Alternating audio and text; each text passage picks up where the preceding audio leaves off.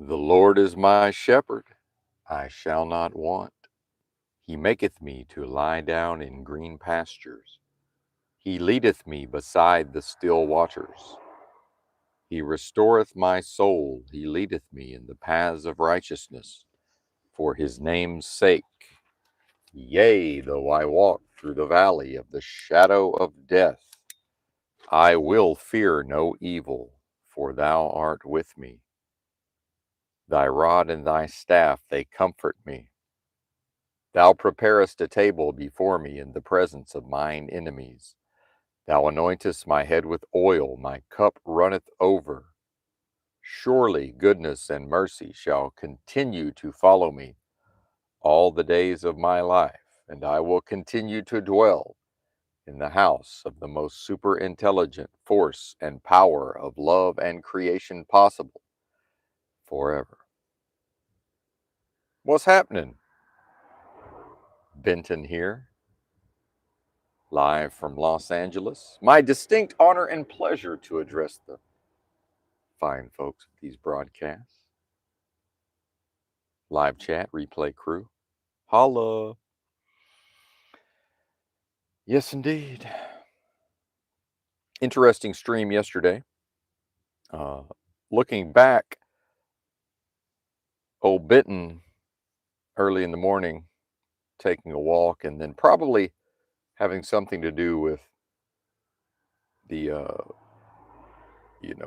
pending bowel movement yesterday. Who even knows what sorts of chemicals and toxins could possibly be in one's large intestine? And I understand many folks are disgusted, and the ooh gross reflex is quite strong. So I do my best not to become graphic about these things. Interestingly, though, a lot of those folks don't seem to mind getting in the weeds of the graphic, and I don't mean this audience, but just more broadly, they don't mind really going there with the strange sex talk, um, perverted sex talk. But that's okay. That's not on me, right?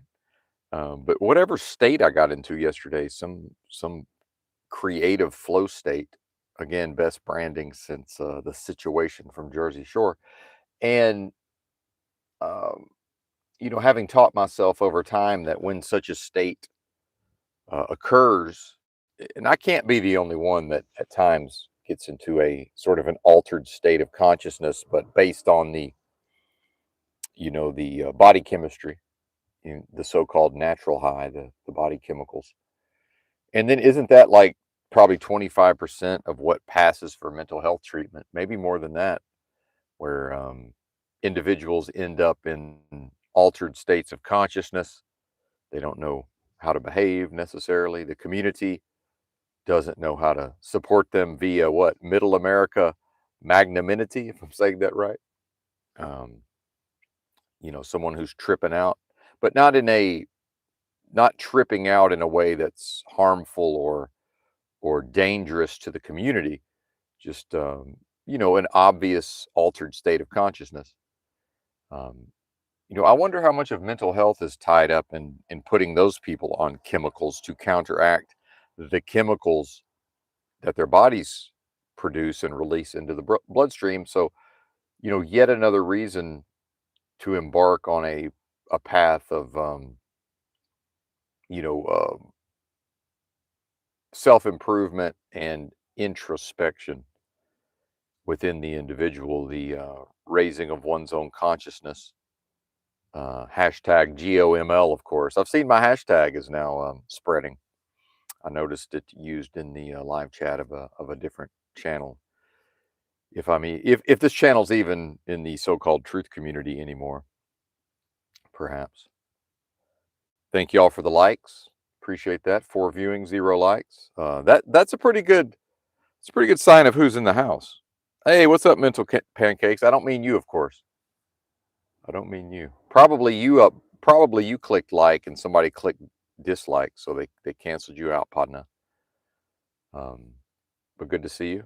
Um, I actually was going to. Anyway, I'll skip that until later. And then, that does, and I'll go back to well, let me finish on the altered states of consciousness. Let's finish up on that.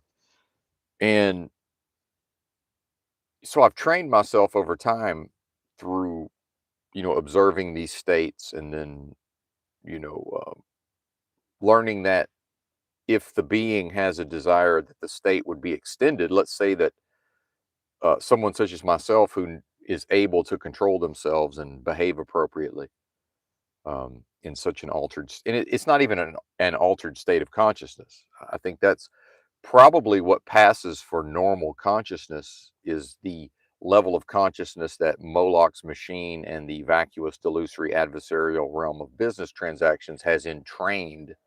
If anybody is familiar with the concept of brainwave entrainment, you know, and this is the idea of the sleeping masses, or the sheep, or the unconscious bleeding sheep of the masses. So that seems to be the state of consciousness, something closer to that. So an altered state of consciousness would be within the context of, again, the corporate structure, the idea of Moloch's machine and this system of things doing everything in its power through psychological control and other mechanisms to have each human function as a discrete, addressable corporate unit. If you think about like the memory of a computer, has these uh, addressable areas, right? Or like a pixel on a screen.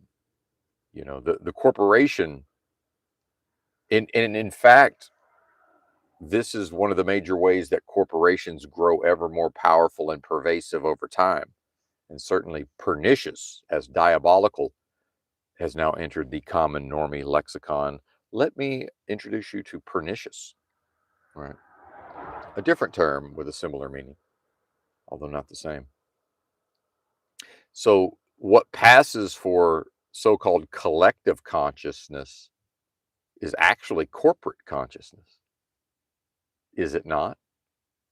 Right? This idea of, but then, it also gets tied to the idea of a collective consciousness in sort of a spiritual sense. And it's this notion of, then pretty quickly people start talking about, well, one love, and, air quotes, we, meaning society, are all one at the highest level. Well, if society and Moloch's machine have achieved psychological control of the populace, and then that is in some way dictating the conscious awareness, like the median level of conscious awareness, wouldn't that not function as something? Again, now we're already to mockery and ridicule, right? As the system itself covers its mouth and goes, he, these bozos don't even know. But it's to this idea to proclaim, well, we, air quotes, are one on the highest level, right? Yeah, well, not within the context of a vacuous, delusory, adversarial realm of business transactions. Absolutely not. And the person might say, well, yeah, I said the highest level. Okay, what is that? Because what Benton knows of the highest level is what I am, one with the most super intelligent power and force of love and creation possible at the highest levels of vibrational frequency, a quickening spirit. Is that what is meant by the beings who will say we're all one on the highest level? Is that what's meant? And this is why I find it necessary to use so many words for some of these descriptions. And I would sort of challenge the listeners in the so-called truth community and in other communities that the more specific and contextual that the broadcaster speaks, all the better. And then if someone perhaps has the ability to speak specifically and contextually when it suits them, I would ask myself, well, why are they muddying the waters? And certain things sound good, they feel good. The peanut gallery certainly resonates with certain ideas. So what? Like, what is that representative of? Show everybody a good time. Well, isn't that what the pleasures of the flesh are for? The royal we can always choose to go off to that Pinocchio pleasure island and go ee aw, and turn into a donkey, right? That's always on the table. I don't need to. Do I need to embark on that with a bunch of conspiracy theorists? As as a an unrelated broadcast that I was listening to this morning reminded me, some of us grew up back of the bus type of fellows, right? We're not waiting around for a group of people to make friends with and accept us, and then off to talk pervertedly about sex or go have an outing. And there's nothing wrong with that, but some of us have grew up in a way to sort of be able to call our own shots with our social groups, and some of us were more or less in all social groups, to some extent. And it is important to draw these distinctions because why? And many folks will say, yeah, those are the people who peaked in high school or perhaps college. In my case, at least socially, um, and there may be some validity to that. However, with within why does psychiatry and psychology exist? Why are there therapists? Why is there mental health services in the first place? Because these scripts and these things that end up within the individual, these experiences and patterns are carried forward, into adulthood. And now that Benton is 50, quite late into adulthood, and some of it surely proves detrimental, if not overcome. Again, the only way out is through.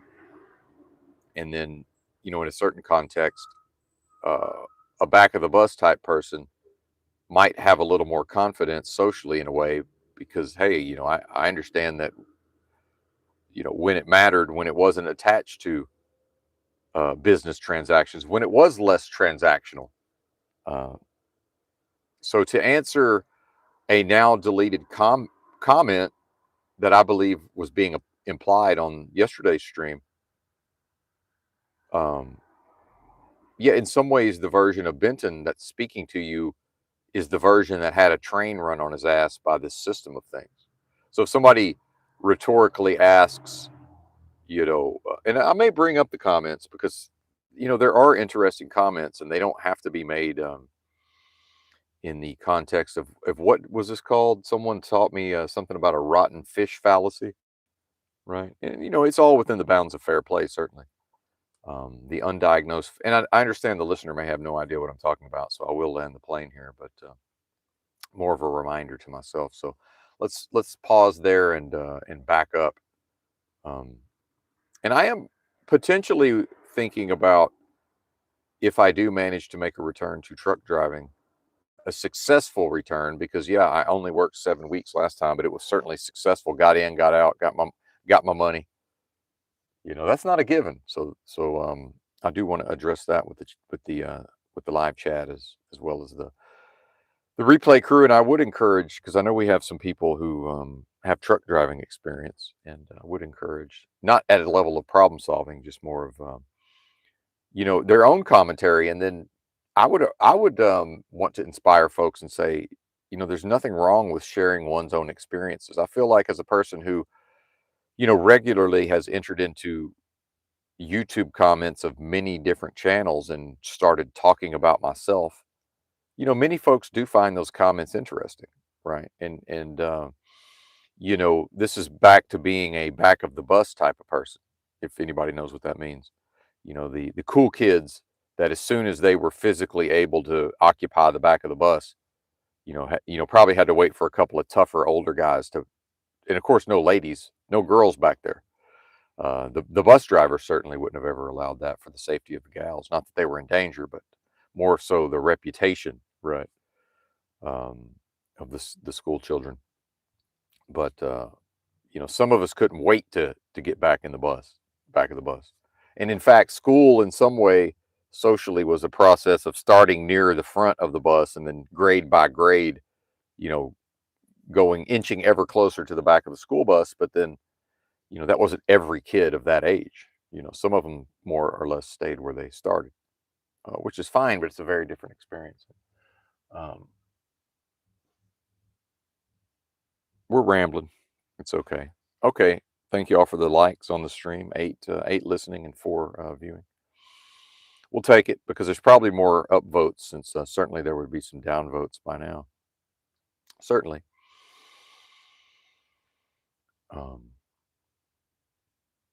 oh, altered states of consciousness. Let's go back to that before we go more into the social aspects. But I do want to finish up on the collective, the idea of collective consciousness in the context of brainwave entrainment and the sleeping masses. Really, what we're talking about, in my opinion, is something that is the subconscious. So it seems to me like a lot of the times when people are referencing a collective consciousness, they're actually referencing the fact that seemingly, and your broadcaster certainly subscribes to this view, that individuals, the human mind, the subconscious perfectly decodes symbols.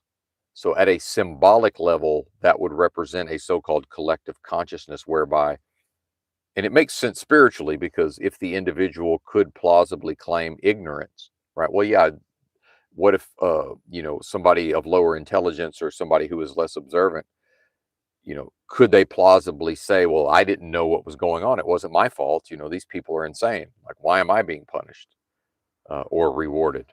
Either way, you know, contextually. And this is just sort of in a thought experiment of a, afterlife or a judgment, right? After death, more like it, based on this place. But it's actually the fact, in my view, that individually, the subconscious mind decodes symbols, and then that's sort of been bastardized into a collective consciousness. And folks will get, and then people getting together in the physical realm and attempting to levitate the Pentagon, right? uh that seems to me more like what people think of as collective consciousness. um the birds in the park here, every once in a while I see a group of birds, blackbirds, swoop down, and then a smaller group joins the larger group. And it's obvious to me, and probably I heard this somewhere, but it's one consciousness that's operating, that those groups of birds. And I'm sure there's a flock of birds. Um, is that what people think they mean? And how much of this applies to society with the we level problem solving, where folks seeing the state of the world, because it's, if one has their head in the sand, at some point everyone comes up for air. Oh, look, Charlie Kirk. Now everybody simultaneously coming up for air. And now, oh my goodness, what are air quotes we going to do? Like, well, does that not imply a collective consciousness that simply doesn't exist? But the symbol, right? Whatever Charlie Kirk, or at a multitudinous levels, right? Whatever Charlie Kirk and all of that would represent, you know, and it represents different things to different people. And then whatever symbolically is able to be put into the zeitgeist, again, always reconciling. And this is where, in my view, the truth community comes up lacking in many areas, but this one as well, to reconcile what was just spoken through the context of waking dream, surrealistic unreality. Meaning, yes, of course, it's not entirely real, but that doesn't mean, that works on every level here, seemingly, except for what? That which, why do I keep saying that which? I think I started reading somebody's username, that witch, right? Somebody shows up in the chat and they've called themselves that witch, right?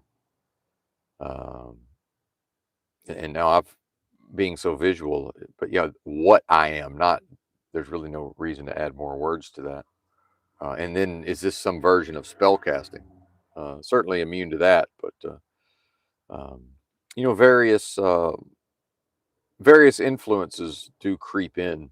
And this is the necessity, this is actually could be one of the major motivators for people to internally bootstrap mind, body, and spirit, is to recognize spiritual attack, and to also recognize that they're often quite subtle and unseen until they are seen, right? And then the idea of Christopher Dorner in L.A., committing all of these acts and criminal acts, and then eventually fleeing to Big Bear, a nearby to L.A.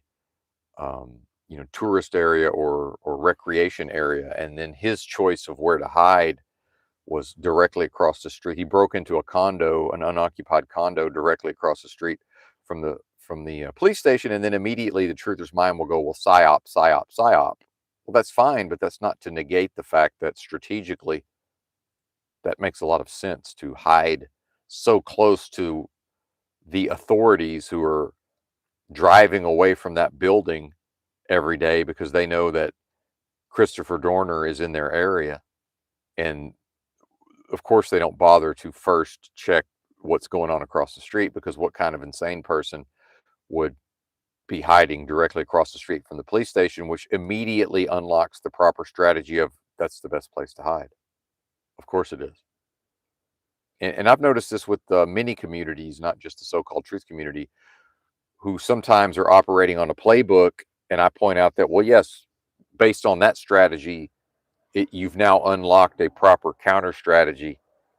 And because of considering it ridiculous that anybody would have the unmitigated gall and an audacity to show up in the live chat of people who are discoursing on spiritual topics and claiming, the resurrection of the risen Christ within them, to have someone calling themselves that witch show up in the chat, right? It's a version of Christopher Dorner hiding directly across the street from the police station in Big Bear. And this is where Benton's density and, I'm not that smart, right, in the conventional sense. And that's okay. It's part of the fun, because much like the realm itself, Benton has a sense of humor also, right? Uh, Apologies for diverting from the discourse there briefly. Yes. 7-5. All right. We lost a viewer, but we've picked up a like. Fantastic. Not that it matters, but old Benton here, quite competitive, even only with himself, or even if only with Alphabet, Google, YouTube help hit algorithms. And did I ever cover the topic that the collective unconscious, or conscious rather? It's really more of a individual subconscious, but each subconscious being able to symbolically have a notion of what's seemingly happening collectively. This is very important in the context of what the performance of the individual. And you listening, if what you are is what I am, then you're doing your own individuated, discrete performance within the context of a vacuous, delusory adversarial realm of business transactions.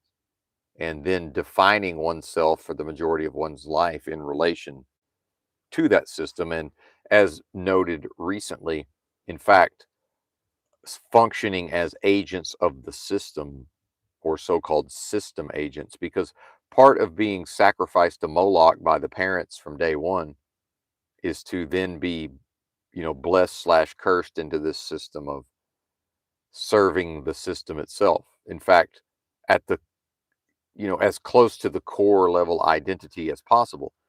And this is what we see is a big something that will prevent individuals from going within themselves to access and unlock the powers that lie within, or may lay within, is the existential crisis of, well, wait a minute, who is the being in the context of the performer and the performance? If the identity is first formed, um, maybe not first formed, but once the being can walk around and, put themselves on the school bus and go off to school, treated as some version of a little adult, right? 10 years old, maybe earlier, whatever that is. Um, the identity is then necessarily formed in relation to what's happening in the realm. And what's happening in the realm is business transactions. That's what's going on in the realm. And that's the entire purpose of school. It's not to teach the individual the 3 R's, because if it was, that's done in 6 months for some of us. And then, it's the notion of teaching all of the kids at the same level, meaning all of the time that was wasted from, myself and others, so much so that by the time I made it to a senior year of high school, I was already so adept at working within systems that I looked up the requirements to graduate and realized, oh, I only need one of these classes going into my senior year. And in fact, if I had realized this earlier, there would be no reason to even attend my senior year of high school whatsoever, right? And this created a situation where we had moved to a new school district, and this is probably why I figured this out. It was the second semester of my senior year, and yeah, it was like, thanks, parents. But again, having social skills and being socially successful, no problem, making friends and all of these things. Certainly. Thank you for the likes. I see the numbers come back up. So please like the stream if you would. Thank you. Much appreciated. It's, uh, it's the least I could do. Anyway, um, that's probably why I began to investigate the requirements to graduate. And maybe my original school district, maybe it had higher requirements, perhaps, being in a more populated area, right?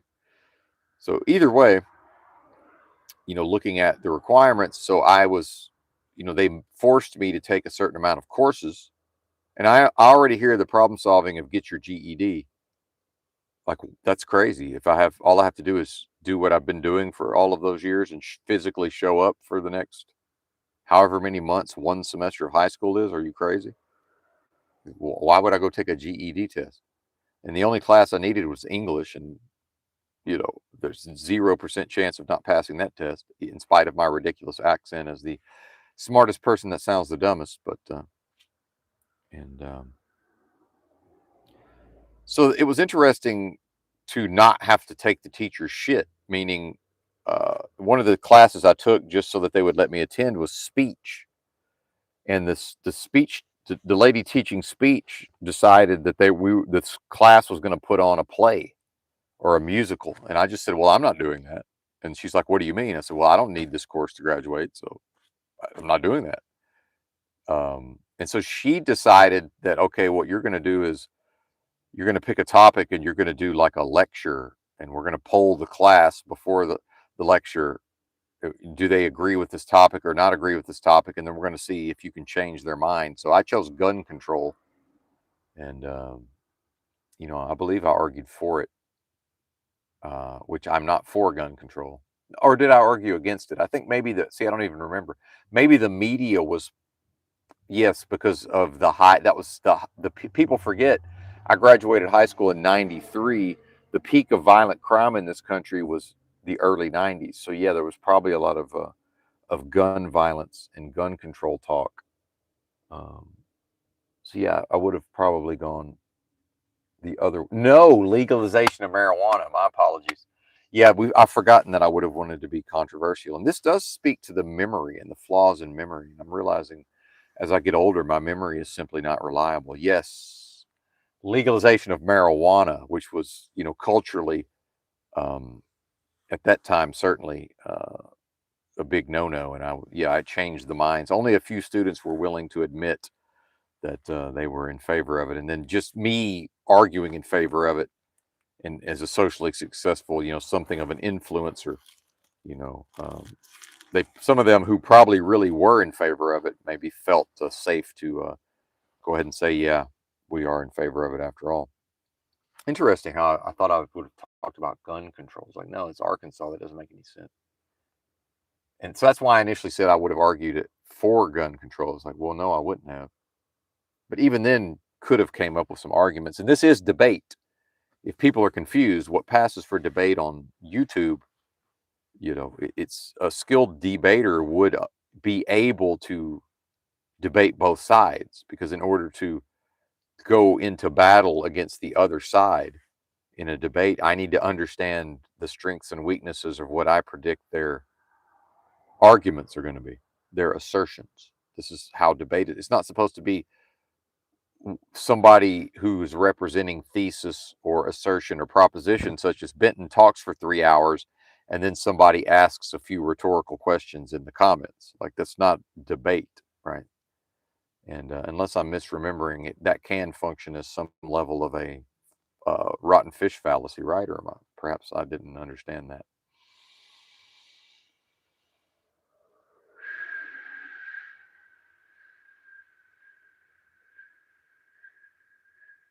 Breath work. This is my meditation in a way, lest we forget.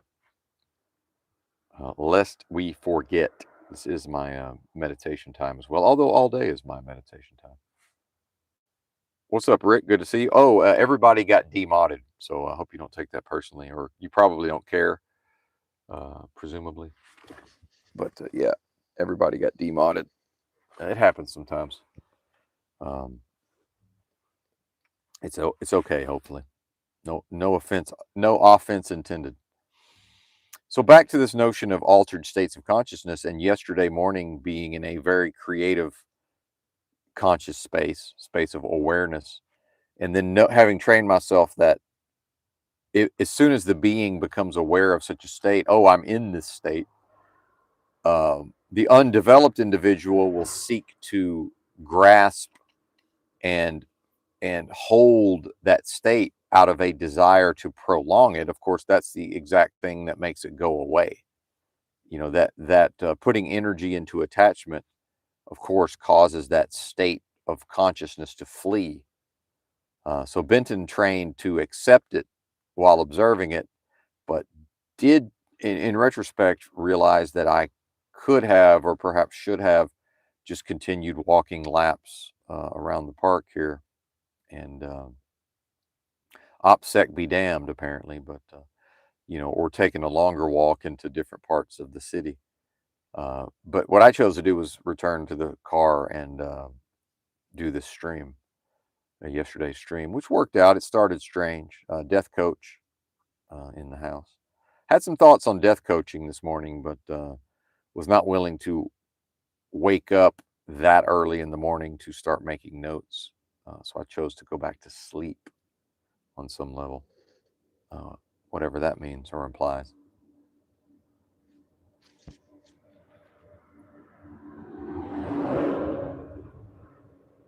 There goes the mail, probably, or a trucker in and out of the ports.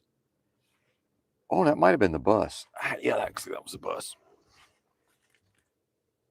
I think it must be behind schedule. He's hauling ass. The U.S. mail truck doesn't usually speed that much. So yeah.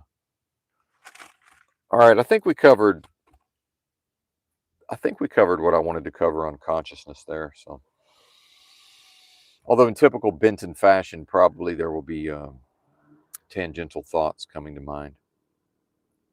Um,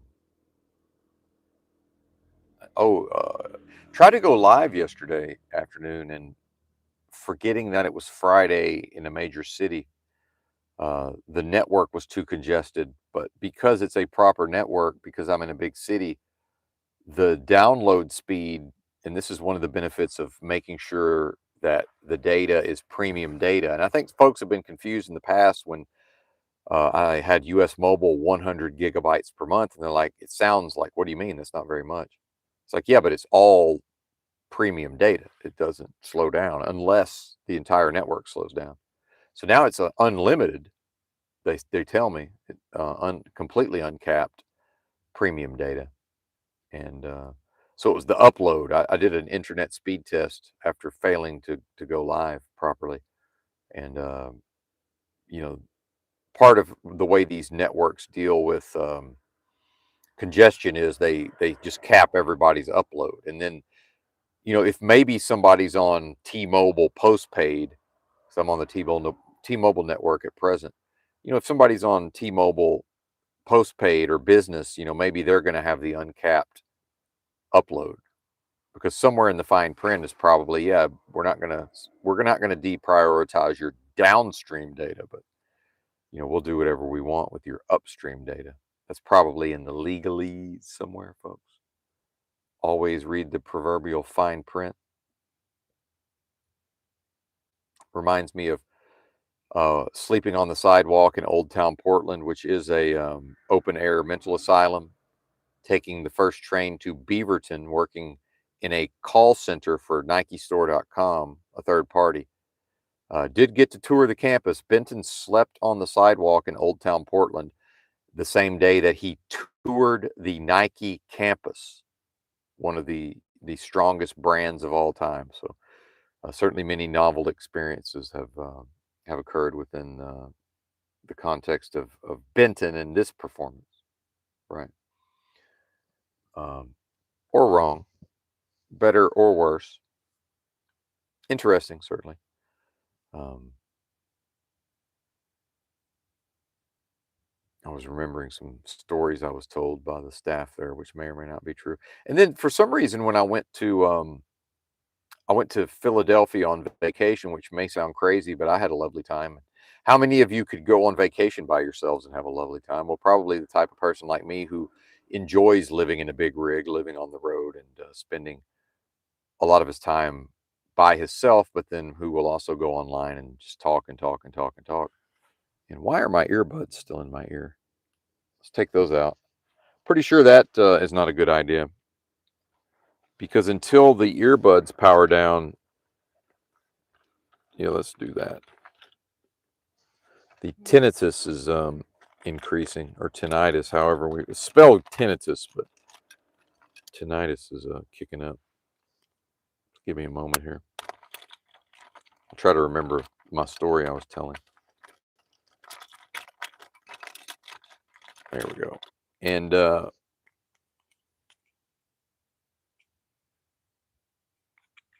sleeping on the sidewalk, taking the first train to Beaverton to work in a call center, and something happened as a result. What was it? What happened? And of course, the idea of a homeless person working a full time job, while most of the boomers still, labor under the misapprehension that a job, a 140-hour a week job, is a ticket out of homelessness. No, it's not. That's crazy. That hasn't been true for a long ass time. But meanwhile, Gen Z doesn't want to work. Well, have you ever threatened Gen Z with 140-hour a week job that pays all of their bills? No, you haven't. Okay, we've forgotten why we mentioned taking a train to Beaverton and working for or allowing a third party to. Oh, well, I will finish up on the going to on vacation in Philadelphia. And when I checked into the hotel downtown, Nike was doing an orientation, and I went through a similar orientation because even though we were a third party, Nike wanted all of the people answering the phones to be sort of blessed slash. I can hear the homeless people. The homeless people are running out of drugs.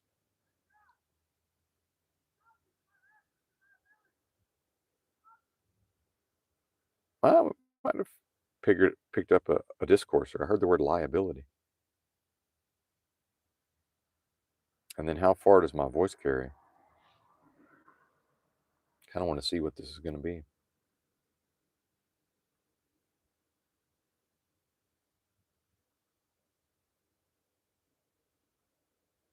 What I could do is take the old voice recorder one morning and sort of hide it down the way and see how does my voice carry very far. Probably has nothing to do with me. It says something about my own psychology that I would think that that was whatever that was involved me whatsoever.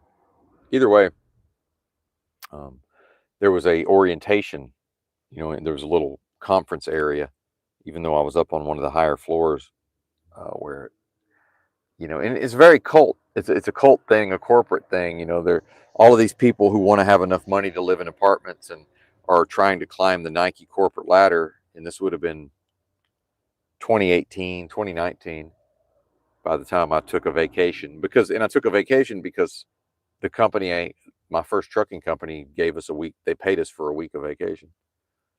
So I went to Philadelphia and mostly because I had not checked out Philadelphia by then. It was interesting. Had a good time. Bought a skateboard. Um, skateboarded around. Saw the Rocky Steps. Um, tried to go to the museum, but I like to do. There's a good museum there. I forget which one it is, but I do like museums. In fact, that's where the Rocky Steps are. Is near uh, a well-regarded art museum. But I like to do shit so early in the morning, and I stayed on my trucker schedule, so I was waking up at midnight, 2 a.m.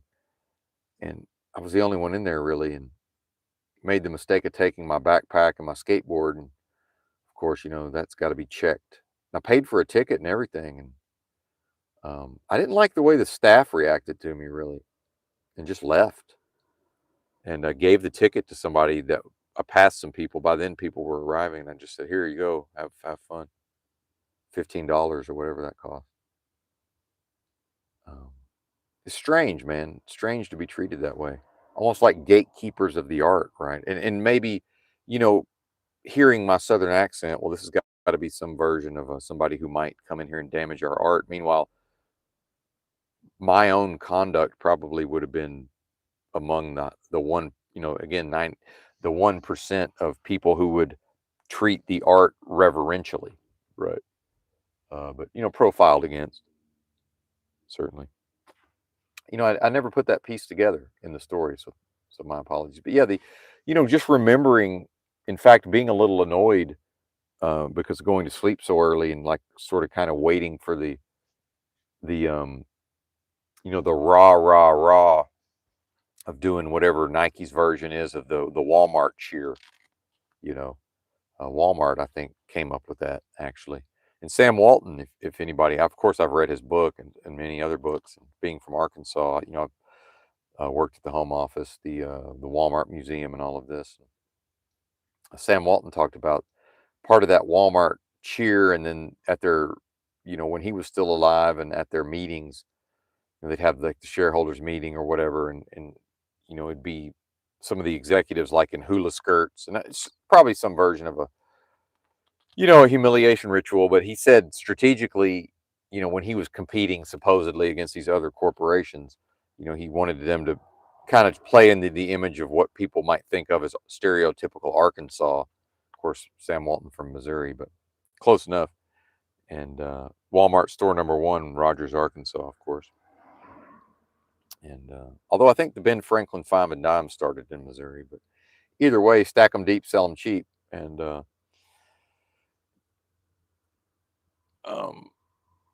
now I'm hearkening back to the '50s in my mind here. But and thank you all for humoring. Many folks allow themselves to become frustrated by the what's been accused of the circular nature and the rambling nature of these discourses. But you know, is this not all food for thought? It's entertainment, and none of this is going to amount to a hill of beans. You know, and is it not possible for the being to level up their own mind's ability to access abstraction, if that makes sense? Sort of a filling in of the gaps, you know, because that's what my mind is doing. Now, some of it is I'm the one having the memories of the storytelling, and this is my own lack of ability as a storyteller, right? But also having many interesting novel experiences. And at a certain point, I realized, and this is something that living in the streets with nothing taught me, is that some of these people in the streets or just street adjacent, they're like the idea of a skilled storyteller. Well, ends up being a specific performance. It hits certain beats, certain specific facial expressions of the storyteller. The storyteller is sort of leading the person through the story. And at a certain point, I realized that I was entranced along with a group of people. And then in reviewing the story later, I realized, well, this was not an interesting story. And then also realizing that was my own lack of ability as a storyteller, is to have all of these interesting stories, but not to have ever developed the abilities to lead the group through the group emotional experience. But then also realizing that the people who have that skill to have people on the edge of their seats, but the material being very mundane and not interesting, well, that's on some level a violation. Spiritually, that would be a violation. And yeah, that's no bueno in my world.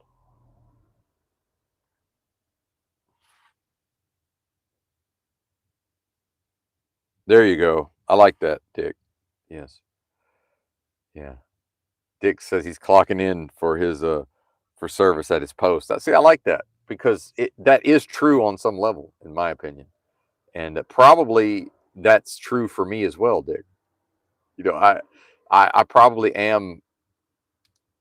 I don't know that obligated is the proper term, but in some context, compel, even if what compelled isn't the meaning of the term compelled close enough to coerced, right? And then compelled is along the lines of compulsory. So yes, I will admit to my own part in this, and something else where I will toot my own horn, and other folks, I believe, just my opinion, and I don't mean you, Dick, just more broadly. Certain folks seem to, especially folks who may use mockery and ridicule and various mechanisms of attack and spiritual attack. A lot of those folks don't own up to their own part in things, right? So I do appreciate Dick being willing to at least go along with something that I myself have put forward as an idea that perhaps individuals are obligated to show up for these performances in some way. But then the moment somebody admits it, and actually, even if they're just playing along to sort of see where it goes, and that's a creative thing, like to just, okay, I'll play along with this. Okay, so will I. Well, maybe I'm obligated to be here on some level. Maybe you know, the fact that it pretty much takes laundry day for me not to do one of these in the morning, and even then, sometimes I do an abbreviated version, right? And today I have the privilege of getting to hike my happy ass about 5 miles round trip, which I love. I love hiking, and yes, there's hiking in the city, folks. It's still hiking, right? Um, and in some cities, there's actual nature hiking near the city. I'm not sure Los Angeles qualifies. You probably have to take the bus or a car trip. Well, even Portland, yeah, you'd need to probably take the transit. But I don't want to divert from the topic here. So yeah, why wouldn't I join in the spirit of the thing and say, well, yeah, maybe that's the same. Maybe that's the case for old Benton here. But yeah, I get to hike 5 miles round trip, some of which involves hills, um, because the stream, a generous donator to the stream, blessed me with an Amazon gift card. In fact, two different gift cards came in recently. So if anybody feels like uh, giving a Amazon gift card, because certain folks will never use, and I respect it. Some people are like, hell no, I'm not ever going to use Cash App or Venmo. I respect it because it's a version of my thing where it's like, no, I'm not going to use big banks. And some will say, well, yeah, Cash App, they transact with big banks. It's like, yeah, sure, okay, but is it possible to completely opt out of the financial system? Well, Jesus apparently managed it in the story of the Bible at a certain point, but we ain't there yet. We meaning Benton in the context of the performance. But Amazon gift cards as good as cash. So there is an email address down there. And if folks say, well, how can I? I've seen on other channels when people are like, hey, how can I send you cash? And I'll sometimes respond, well, you can actually go to many stores, CVS, Walgreens. You can buy an Amazon gift card with cash. And I don't want to speak and then email the code. And I don't want to speak for the broadcaster here. It's not my channel, but on a different channel, I mean, but they may feel the same way. But yeah, I'm picking up a 12 pack of canned sardines or herring, and yeah, we don't need to don't fear the mercury. We're all good. We'll be fine. It's just canned herring. It's gonna be fine. And then I'm gonna grab my dark chocolate is on sale, so I'm gonna stock up on dark chocolate. And if folks don't know how Whole Foods works, I was able to pay for the dark chocolate with the Amazon gift card as long as you do Amazon pickup. So Amazon won't let an Amazon gift card be used in the store if you're there physically. And this is sort of how the corporations train us, right? The corporation is training me because it doesn't want me in there shopping. And I don't want to be in there shopping actually, but I do, as a person who's a little more impulsive and sort of spontaneous in my own life, even though I tend to reject spontaneity on the parts of others directed my way. Um, there is a version of I am trainable. So if I schedule a pickup, I can pay for the pickup with an Amazon gift card. Isn't that interesting? So thank you for the herring uh, and the 4 bars of on sale dark chocolate. And then the Hippy Dippy store near me, they carry that, but they put it on sale. And unfortunately, they've not understood that economics is such that people who regularly consume 100% uh, chocolate for its health benefits because of the economic factors are stocking up. And in fact, yesterday I hiked to a different Whole Foods to pick up 12 cans of apricots. Again, thank you. Paid for those with um, um, Amazon gift card. And then I had tried to get the dark chocolate there, but they were also out. So Amazon had to cancel the order. But fortunately, this other location, this other Whole Foods location, has the dark chocolate. So this corporation, this local hippy dippy regional chain grocery store, uh, they did not anticipate that the 100% cocoa version was going to sell out first. And then they haven't replenished it because probably part of the reason is that they put it on sale was, one, to do right by their customers. And then number two, um, maybe they had too much, had a backstock. Well, not anymore, right? And so I talked to the staff, and they thought there would be more coming in, and it's been like almost a week. And the theobromine certainly, it absolutely enhances the effect of these broadcasts. So yeah, and it's about time to get more mushroom powder, and I can get that on Amazon too. So if anybody wants to contribute Amazon gift cards, it actually benefits the broadcast directly because generally the broadcaster buys things like this $18 worth of Bluetooth, wireless lavalier mics, and to cut down on the background noise, and then a lot of food, which is, other than the day when I spent, some of the Cash App donos on, I spent about $30 one day to blow off some steam. Had a, God forbid, I had a 2 double deuce Guinness extra stouts and two, like, with tip $9 each piece slices of pizza. I'm like, oh, the horror of what quality pizza that did not, well, it did fuck my digestion up a little bit, but that was probably in conjunction with the beer. But yeah, and I'm a $1.40. It's fine. It was enough food. Although the quality second time around was not there. I was disappointed, and even a remake, and the remake wasn't any good. But oh well, such is life, right? Such is life in dystopia. Where did my glasses go? He's taking his glass. Oh, they're on my head. They're on your head, sir. They're on your head. Ah, yes. Well, and I would only say this about what Dick is saying. I'll modify. I'm going to go ahead and take some creative license and modify Dick's original comment. Individuals within dystopia and vacuous, delusory, adversarial realm of business transactions are all indentured servants to AI, and I don't know that the royal we knows what AI is, but I would say, well, isn't, my assertion would be, so yes and, right? And sometimes people think they're disagreeing and they're not. Yes and Benton's contention is that the individual has always been an indentured servant, which is of course another word for slave. And I'm really going to blow your mind here, Dick, possibly, that growing up in a cult called the Jehovah's Witnesses that I never joined. I was never a Jehovah's Witness. That has been frequently annoying when people misconstrue and say, "Oh, well, he was a Jew." No, never was.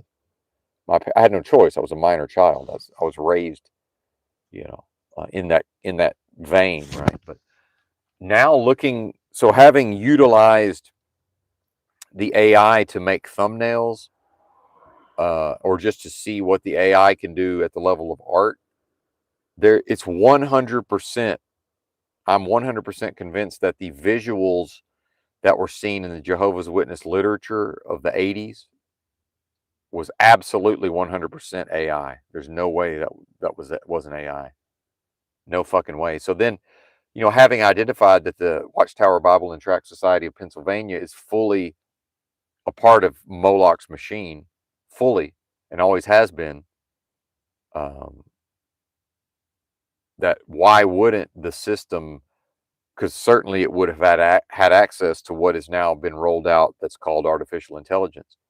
why wouldn't it utilize it at the level of damaging visual material to show to children? Because remember, in 1980, in 1980, when Benton was at the Kingdom Hall, and they put a Watchtower or an Awake magazine in his hands, um, and he was looking at apocalyptic imagery of fire, literal drawings of fire and brimstone destroying the city, and people with looks of horror on their faces fleeing, right? Well, who would have shown? Now, some people would take their 5-year-old to a rated R movie or whatever, but I'm talking about 3 to 4 times a week. I was viewing that imagery for the entirety of my childhood, and then would not, you know, MK Ultra or just this realm having mind control built into it. Why wouldn't it want to see? Okay, what is this AI? What's this new technology capable of? And then, of course, and this is a version of America as a Nazi experiment, or Nazi scientists, after World War II, possibly running America as some sort of series of scientific experiments on some level. Why not see what does this do to the brain of a 5-year-old? I mean, is that really so far fetched? I don't think so. Could that account for a big chunk of why Benton does not have the ability to form mental pictures? And that this is rare. There's a name for it, and it's less than 1% of the population. I don't see anything in my mind generally. I see nothing in my head, which is probably good, honestly, but limits the being's ability to score high on an IQ test. And then also, if the system wanted to use me in a certain way where I'm able to score in the 99th percentile on the, probably not now, but back then, on the Armed Services Vocational Assessment Battery, but then the military gave me a IQ test and I did not score very well. Well, is maybe the system itself saw fit to hobble my own ability to form mental pictures, which is the ability to visualize and rotate 3D objects is absolutely a requirement to score high on an IQ test. I've had people try to argue with me. It's like, no, it's absolutely a requirement. If a person can't do that, they can't score high on an IQ test. It's not possible. So I know because I've tried. Thank you.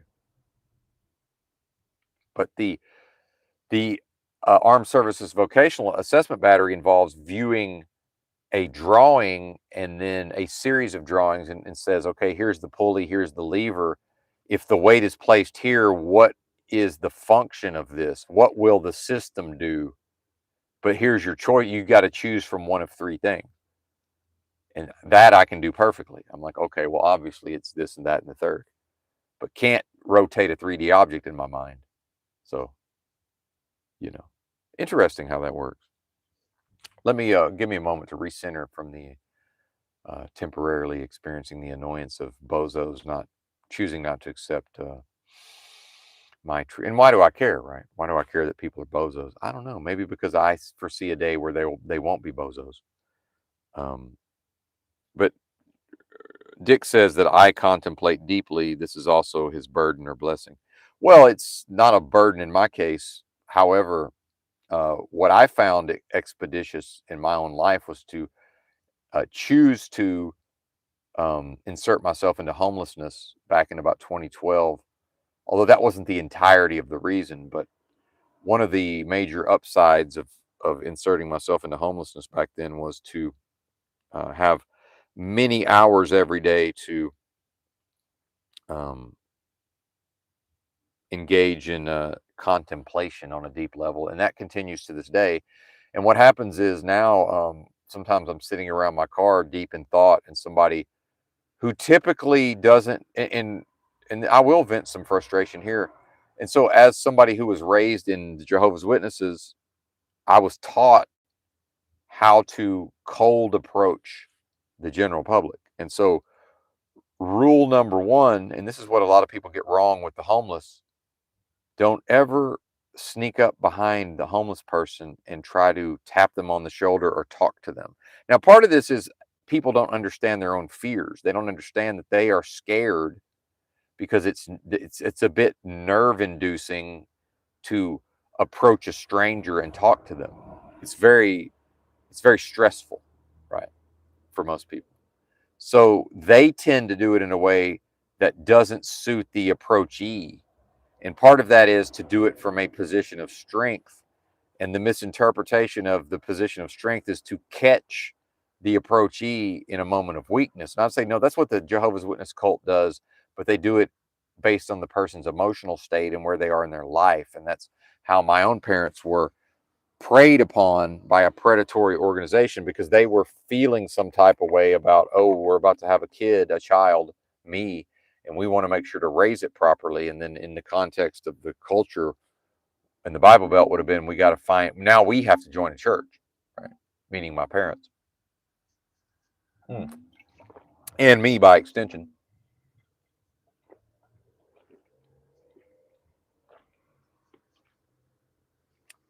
And then, of course, everything being a business here, my mother tells the story of how they chose the Jehovah's Witnesses had a lot to do with, and she describes it, although she doesn't know she's describing it this way. She describes it as a process of sort of choosing amongst products. And that, my father probably would have said, well, we're going to First Baptist Church, because that would have been the prestigious one. And remember, his family would have been associated with prestige, at least in our town. Right. But then my father probably had something of a rebellious spirit, although he was inclined to go along with what the family wanted to do. And I don't think my grandfather was much of a churchgoer. I'm not exactly sure, but maybe. Probably kind of what I understood to be an Irish Catholic version of it in Ireland, which is where, um, they would have mass on Sundays, and then the, the more, and this was from reading Angela's Ashes, so this would have been in Limerick, Ireland, in pre-war, but then some of the story, I think, yeah, pre-war, in between World War I and World War II, in Limerick, Ireland. So you had the people who want to be seen as pious, but then the more probably lower class, working class men, they're standing at the back just waiting to be for the priest to say, okay, now you can go to the pub, basically. Right? Because remember, how close to church letting out can the pub open? Because it's Sunday, right? Or was it Saturday and Sunday was I don't know how it works, and I don't really, honestly, don't know. Either way, whenever mass is it on Saturday? I don't fucking know. I have no idea. Don't know, don't care. No dog in that hunt. But that was probably my grandfather's approach to church, I'm assuming. Don't know. Not, but he didn't want to go drink beer. He wanted to go play golf. Of course, my grandpappy would have just went and played golf, I'm pretty sure, instead of bothering with church in the first place. Either way, so my mother tells the story of that First Baptist Church had their own nursery, but so they were like, we don't let the mother have the baby in the church pews. And my mother tells the story as from the perspective of a proud consumer who, it's obvious that marketing had given her a sense of being above it all on some level. I'm the consumer. They have to sort of, they have to do a sales job on me, right?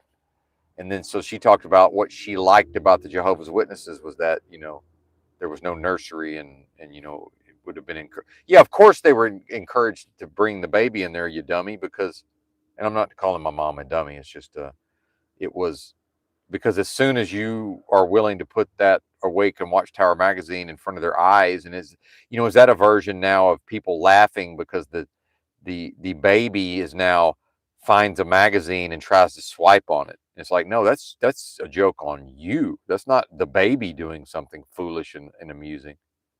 That's a bad sign for society. So yeah, the Jehovah's Witnesses, they don't want the baby in the nursery. They want the baby the moment it's physically able to get its hands on a Watchtower and Awake. They want it to see that apocalyptic imagery. It's like, are you crazy? You know? Um, and some of this is my own, of course, the repression, having unrepressed and experienced and cleared so much of this stagnated low level energies. Of course, what's left is going to be associated with early childhood with respect to the Jehovah's Witnesses. I mean, how that has to be the most deeply buried, repressed, stagnated energies. How can it not be? Or amongst them, at least, would have to be necessarily. So anyway, that's how we get to that. Thank you for your patience. And how many aborted stories? How many now aborted stories have been begun on this stream? I don't know. This a stream of consciousness involving a series of stories now aborted, and that's okay. No, Dick, I wasn't. And in fact, probably evidence that you're not contractually obligated to be here. But maybe this could be subterfuge too, because whether a formal CIA agent or an informal someone who is just doesn't know they're an agent, which is possible, and I put myself in that group. Um, it does have to be consented, right? The Catholics apparently, it's what do they call it? The christening, right? But aren't they really the only ones that do that? And then other offshoots of Catholicism, Protestants don't do that. So Jehovah's Witnesses, at least, some would say, well, it's not Christian at all. And it's like, well, I would say that nothing that calls itself Christianity is Christian. So I mean, what are we even talking about? But it's all demonic anyway. But all religion is man-made and therefore demonic. But no, right around age 12, probably 10 to 12, the pressure to consent to baptism begins. And if anybody knows anything about Benton, once he makes his mind up, nobody can move him. And although there are exceptions to that, certainly. But no, I refused, and then very quickly it was apparent to everybody, well, he's just not going to go for this. And in fact, that set the stage for, I don't believe either one of my sisters were. I'm certain, well, my middle sister claims not to have been, and I believe her, but my memory was that maybe she had, maybe she hadn't. And I don't think my baby sister was, but hell no, man. And I don't think I'm ever going to do the water baptism, having now received baptism in the Holy Spirit many years ago. And I don't know if I ever meet my version of a John the Baptist, right? Oh, there he goes calling himself Christ again. No, that's what y'all said. Um, but yeah, no, I tried I tried to believe in what they were teaching, to fit in, and wasn't able. But I tried, and I've gone door to door a lot, Dick, knocked on a lot of doors, brother, and given a lot of Bible talks. And in fact, the undiagnosed fake autism kicked in, and I misinterpreted at a very young age, misinterpreted a Bible scripture, and then after returning to my seat, and I was one of the better orators, certainly. Um, and just imagine ghetto black boys, because the girls didn't have to give speeches, but imagine ghetto black boys, because my church was half black, half white, my town quite ghetto. Ghetto black boys going up there and reading off a piece of paper into a microphone on a stage in a congregation. So that happened. That was interesting. And then one of the old men that I went to church with, this diminutive black fella, every Sunday, hello there, Brother Benton. Well, hello there, Brother Benton. I'll never forget that. Well, hello there, Brother Benton. So I actually grew up some version of Brer Rabbit. If folks don't know, actually, maybe I have handlers in the so-called truth community. Maybe that's one of my handlers, and maybe that's why that story was used. Who knows? Them's jokes. If any of the passerbys are hearing me, I'm joking. Um, I keyed, but it's funny because it's true, probably. And again, I was subjected to a process of formalized mind control starting at about the age of 2. So how would I fucking know what I was? Really, how would I know? I don't fucking know what's in there and what's not in there. Don't know. No way to know. Now, I would like to think I've uninstalled. I would like to think I've detected and cleared and uninstalled as much of that programming as possible, right? Seemingly, But either way. Well, hello there, brother Benton. Yeah, trip, man.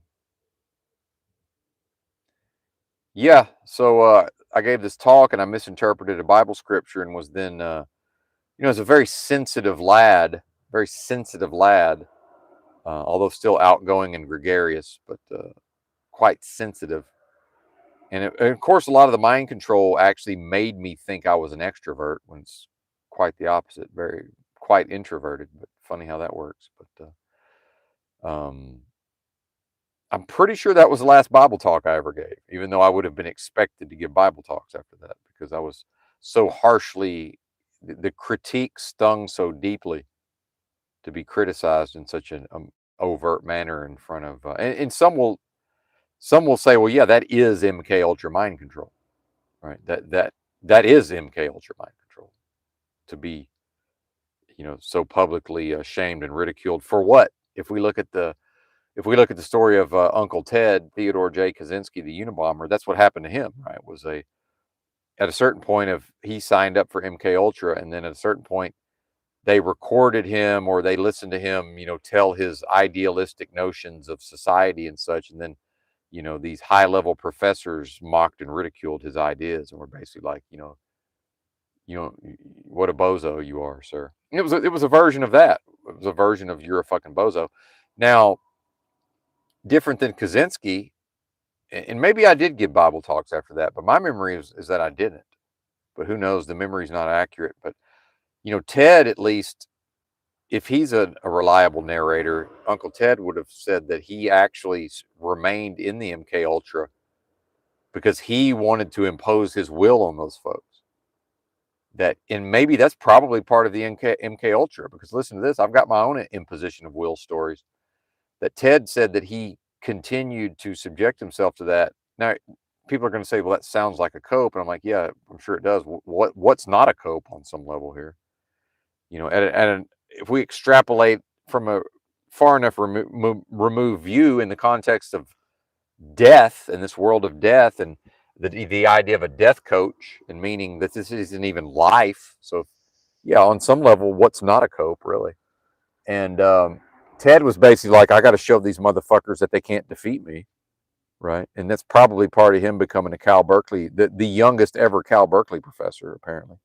And his own scholastic achievements, as limited as they were, probably he probably stayed in academia just long enough to prove that he was at least on the level or slightly above these bozos who humiliated him so thoroughly, right?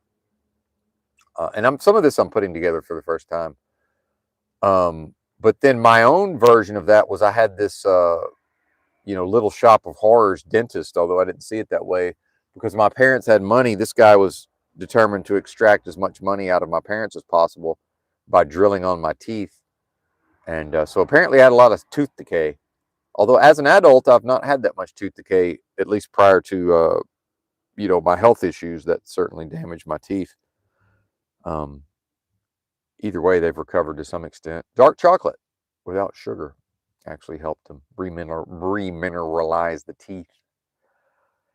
But so my last three cavities, what happened was that when I would get my teeth drilled, and I've always had some kind of circulation issues my whole life, because that Novocaine, my fucking whole head, my whole face would be numb for like the rest of the day. So I'd be going back to school. We'd go to the dentist in the morning. I go back to school and I got the fat face all day. It's terrible. So at a certain point, I'm one of those pain don't hurt motherfuckers. And having read books and my whole life, I would have understood, well, yeah, in the 1800s, they just gave them a shot of whiskey and drilled their fucking teeth. So this is clearly something that can be, you don't have to have the Novocaine. So I told the doc, I was like, hey, doc, I'm pretty sure I'm not down with the Novocaine. Like, what can we do here? And so at a certain point, he started doing that carbocaine, which he said, we can do this carbocaine. It's less powerful than the Novocaine. And even that gave me the fat face. So I had the last time I ever went to that dentist and although I went back for my braces, but he had three cavities. And so I said, okay, doc, we're going no Novocaine, no carbocaine. We're going in. We're doing it raw. And he wants that money, remember? And I wasn't really aware of the monetary so much, but remember, he's decided he's going to get every penny possible out of the Benton family, and me and my two sisters. So I think what he thought was, okay, I'll just start drilling on the one that's not very deep, and he'll tap, and Benton will tap out, right? And what happened was, the moment the drill touched my tooth, one bead of sweat broke out on my forehead. One. That was it. And at a certain point, I became aware that he was the one that was finding this difficult. And probably he'd never drilled on somebody, especially a child, without Novocaine or painkillers. And at a certain point, I knew that it would became a battle of wills, and I imposed my will on a grown ass man. And yeah, of course it felt good as a competitor.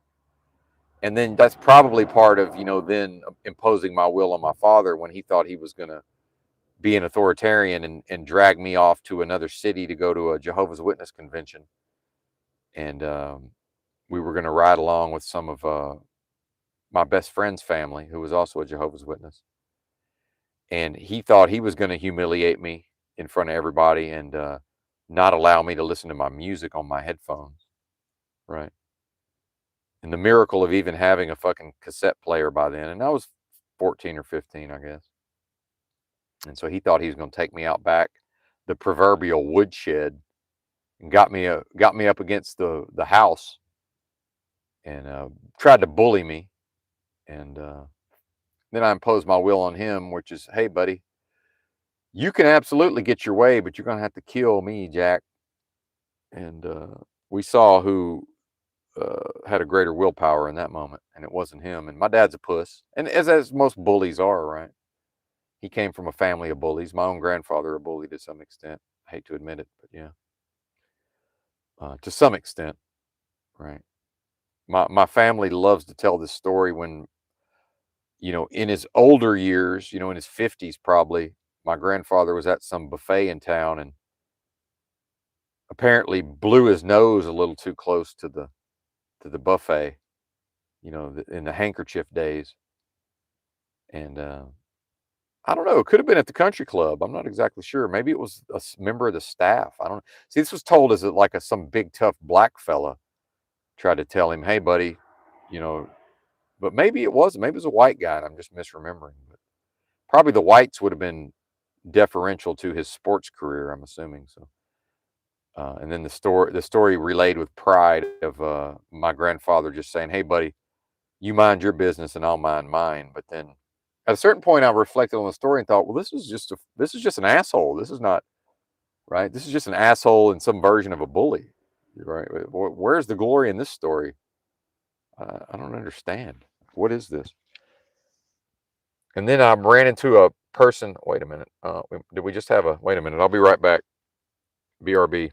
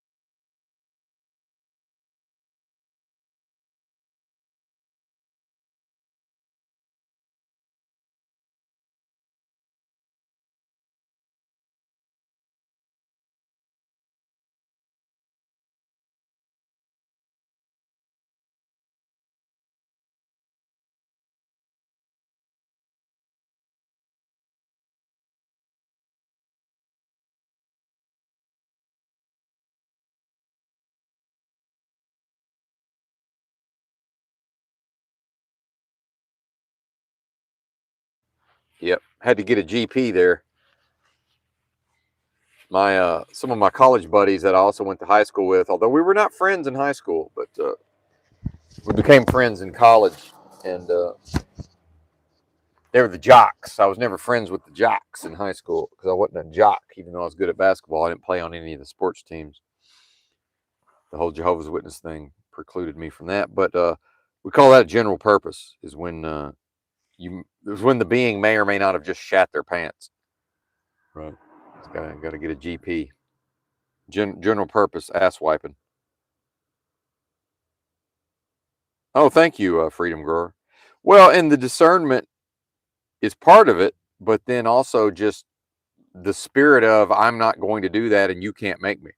Right, which is it's part of. So let me read Dick's comment for the replay crew, or those who aren't looking at the screen. But wow, that's amazing. You were raised into it, but had the discernment not to participate at 12. I knew by the age of 12 that I'm not. I said I knew there was a 0% chance of me being a Jehovah's Witness as an adult, because remember, they do shunning.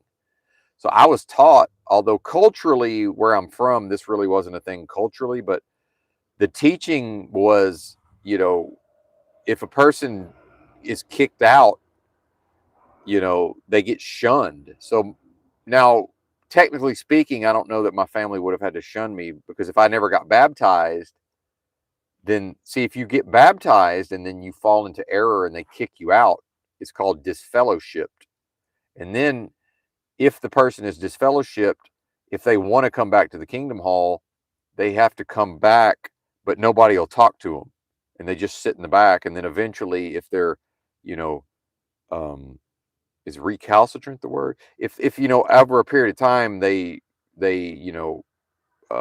whatever that would be, if they subject themselves to humiliation and shame long enough, then they can get back in the good graces. They can be like welcome back. But what they call people like me, that they call it disassociated, right? Because they keep files, Dick. I don't know if you know this. The Watchtower Bible and Tract Society, they have files down there. So they absolutely have a file on me somewhere. And if I wanted to, if I attended, I could go into a Kingdom Hall anywhere in this country, and they're going to have to know, they're going to figure out that, well, he's not new to, and they call it the truth. He's not new to the truth. So then they're going to have to try to find out my legal name, because the elders are immediately going to, in the old days, they wrote letters to Brooklyn, right? That's where the headquarters were. And I've been to the headquarters. They would have written to the headquarters to find out, what to do about this person. Yeah. Oh, yeah. It's a sick organization. But yeah, I knew by the age of 12 that there was a 0% chance of me continuing on after I moved out of my parents' house. But then finally, right about, well, and I don't even want to get into that. I've told all those stories, so it's too much to try to go through right now. But it's more of just, so I've identified that Americans individually are authoritarians, right?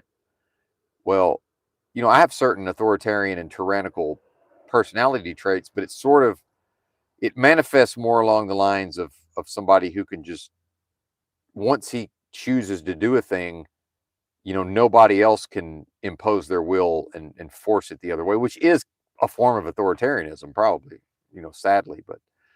Um, but yeah, once I dig my heels in, I can't be moved. I've always been that way. But then I've been talked out of it, right? Like I've in truck driving, 97 times out of 100, when I say no to something, I can't be moved. And then those 3 times I let them talk me out of it or into it, it's been a disaster all 3 times, right? It's like, well, of course I'm going to be punished for not standing up. And I've never suffered ever in my entire life, because I view it as standing up for myself. I view it as boundaries. I view it as enforcing proper boundaries. And and this is where people have unrealistic fears, in my view. They have irrational, unrealistic fears around boundaries and standing up for themselves, because I not one time have ever suffered a negative consequence as a result of setting a boundary or standing up for myself. And I mean, never, right? And I think that's important, that more people could be that way and just say, fuck it, this is the way it's going to be. And if y'all don't like it, it's your problem. What do you want me to do about it? And just look at them. All right. Okay. It's kind of like with Pops. It's like, well, I mean, I guess are you going to physically kill me or not? I don't know. At that point, he was going to have to render me physically unconscious, which he could have done quite easily, but. Good luck explaining that one to the community. That's certain, and it wasn't an option. He just simply didn't have the option because he would. My dad lived based on the expectations of his famous father. Therefore, my father would not have. He just simply would have been unable. He's a bully. You stand up to the bully, you fight fire with fire. They can't. All they can do is back down. They can't do anything else because they're pussies, right? At least when it comes to attacking. If somebody attacks my father, he's not a pussy at all. My dad physically thwarted an armed robbery at a convenience store. I mean, he's not a pussy in that sense. If he sees himself as coming to the defense of someone or something under duty and honor, he's not a pussy at all. Quite the opposite. So it's really not. He's a pussy when it comes to making himself go through things that are tough and difficult, right? Like, you know, just things that are difficult. He's a pussy at that. He's going to seek comfort. He's not a pussy if some criminal shows up and thinks he's going to rob a convenience store, right?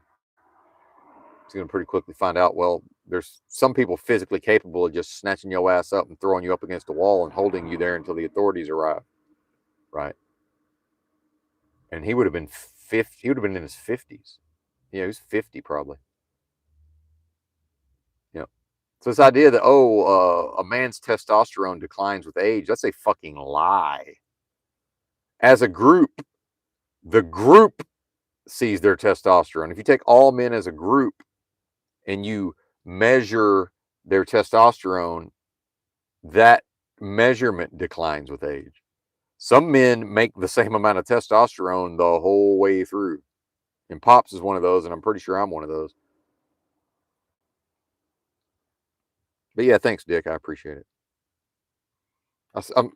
Anyway, there's no curry to be favored around here, so I guess I'll take you at your word there. And what choice do I have? And then people, and I don't know that Dick does this, Freedom Grower, but he may be one of the few that doesn't. But so many people coming under multiple names, right? And we are legion, which is what the demon would say, right? That's what the collection of demons that infest these people. And I don't mean you, Dick. Certain folks that have spiritually attacked me repeatedly, and when I see that somebody subscribed to my channel 2 months ago and it's a name I've never seen, and they're commenting in a particular type of way on my recent video, it's like, yeah, I don't know who that is exactly, but I can use deductive reasoning and I can narrow it down pretty reasonably, right? And maybe it could just be some random person that subscribed 2 months ago. But I noticed this when I went to subscriber only for comments and subscriber only for live chat. You know, uh, I noticed when certain people get timed out for 24 hours or banned, immediately and the subscriber numbers have been declining over here. We peaked around 840. So certain people are, it's obvious that there's, what would the true subscriber numbers be without the alternate accounts? Probably no more than 500. And then some folks listen and just won't subscribe, and that's fine. Who cares? I mean, they could if they wanted to, but they don't. And I don't know that it's amazing, Dick. I am powered by compliments, but the wow, that's amazing. See, here's where the undiagnosed fake autism and the neurodivergence shows up, is and maybe with the Jack Talcott type of thing too. It's like I'm starting to actually realize that you don't actually mean wow, that's amazing, probably, but maybe you do. But then there's with the internet, there's always an element of trolling on some level. It's almost always there. So, and I'm not saying I'm uninclined to take you at your word. Or disinclined rather. It's my own pattern recognition and my own density and my own learning over time. It's like, well, it's really not amazing, but wow, that's amazing. Maybe you do think it's amazing. I don't know. Which is probably why Benton was so attracted to sports, or even band, because I was in the band, saxophone and percussion. But school, playground basketball, we know exactly what just happened. There's no if people choose to high five me or wowie wowie, that's fine. But um, um, I once a certain thing is performed, everybody saw it happen. But then in the so-called truth community, we have this thing where since it's not, since the waters are muddied and we have this thing where a lot of people withhold their praise, withhold their likes, they withhold, maybe they would donate, except, you know, I'm speaking out against their religion in the case of like a Chuck in Tennessee, right?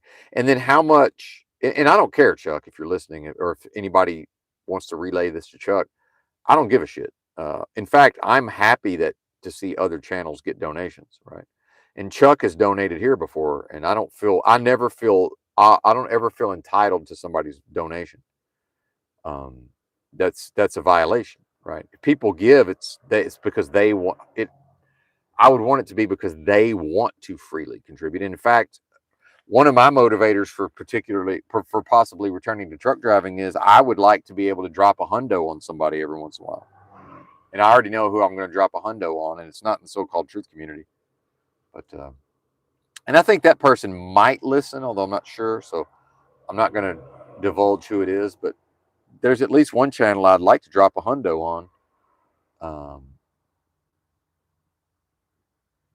and that's one of the upsides of going back to truck driving, if that happens. And that's interesting. I do want to talk about truck driving. So, my therapy session is over. Whatever energetically was within me that needed to be dealt with seems to have been dealt with. So thank you all for that. Healing. It's a great healing, folks. Unblock the healing. It's a great healing. It's healing in the name of the Lord Christ Jesus, Chuck. But if Chuck would be inclined to possibly donate, although there's no live chats, there's no super chats, and I understand that people might want to be publicly recognized and be able to put a message up there. And initially it was this whole idea in the so-called truth community is, oh, we don't want to give YouTube 30%, but it's like, yeah, but I like to see I like to live chat and super chat because I like to see it on the screen. Like I am getting something for my money, right? So maybe Chuck's like, fuck that. You don't have because he used to super chat over here, but I turned the super chats off because the way the banking works, I don't know at this point if I'll be able to get the money or not. And I can't have people donating and then just YouTube keeps it all. Like that's just not an option. But they at a certain point they're going to want me to put. I'm simply never going to send them the tax info, so that they want. So I think I've gotten as much money from YouTube as I'm ever going to be able to get, probably, as far as that goes. But yeah, I mean, certain folks might not donate just because it's like, yeah, they might want to, but then he keeps shit talking our religion. And in fact, there's people who were valued members of the channel that, as far as I know, are never going to come back. But then they believe in America and freedom of religion. But yeah, but apparently not Benton's freedom of religion. Where's my freedom of religion? Oh, because my discourses now regularly fall into the vein of criticizing earthly man-made religion. That's enough. Well, they were never my friend, right? And now we're back to a comment that I wanted. It's a now deleted comment I do want to respond to. And, it's appropriate, it's pertaining, but it ties into the transactional nature of society, right? And my own critiques of what Middle America chooses to do via "Make America Great Again." Uh, Give me a second. I actually had the wisdom to screenshot it on one of my alternate phones here. Let's see. Check the battery level. Yeah, we're at half mast, 50%.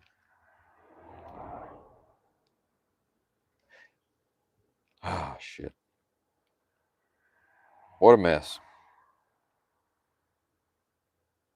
Now we're on to now my energy is draining. See, and I do want to point out, this is not just. It is the ramblings of what could be construed as a madman on some level, but certainly there's an attraction to that for some of us or most of us on some level. And then, this is an energy drain to some extent. Um, to perform for 1 hour and 35 minutes so far.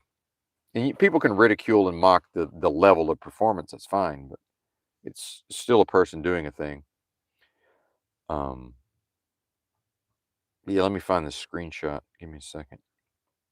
But yeah, I did end up deleting the comments because I responded and they didn't. I'm almost certain that the person saw my response and chose not to respond. And to me, that's bad faith. Now, maybe they were going to respond later, but at that point, it's like, yo, they were just here. So they commented, I responded to their comment. Then, like 3 minutes later, they left a second comment and I responded to that comment, but then they didn't respond to either of my responses. So to me, that's a bit of a bad faith actor. I thought I screenshotted this. Did I not? Wait a minute. Maybe I didn't. Hang on. Add on. Add on.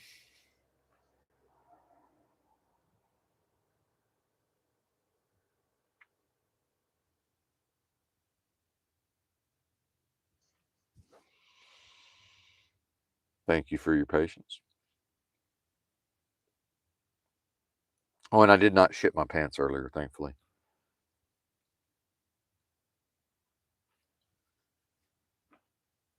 And that's another benefit of the clean diet, those sort of things.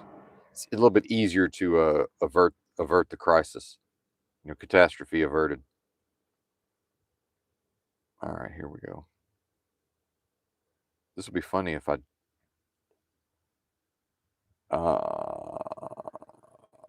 What the fuck? This is crazy.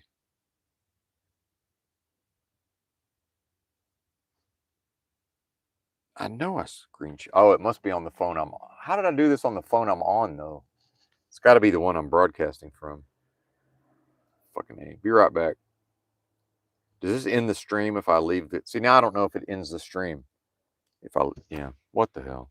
Thought I was doing the right thing and still fucked it up. Well, it happens, sir. Take it as a sign, perhaps.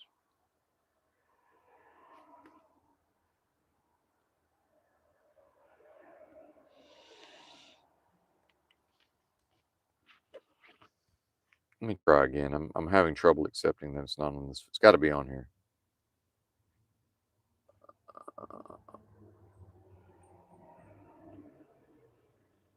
Screenshot. Yeah, I went to the documents instead of screenshots. I'm a bozo. So the first comment they left, and I don't remember if I screenshotted my response or not. Hang on. That's the key here, because I don't even remember what I replied. Okay.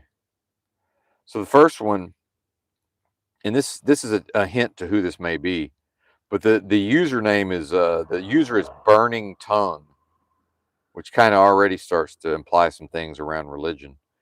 Manipulation, transaction, and exchange. It would be nice just to be symbiotic. And I immediately responded, thanks for listening. In what context do you mean? Meaning, what do you mean by symbiotic? Because symbiotic sounds positive, right? But then predators have symbiotic that can be involved in predation, right? Um, symbiosis. But then also it would need to be mutually beneficial, right? But um, so manipulation sounds negative.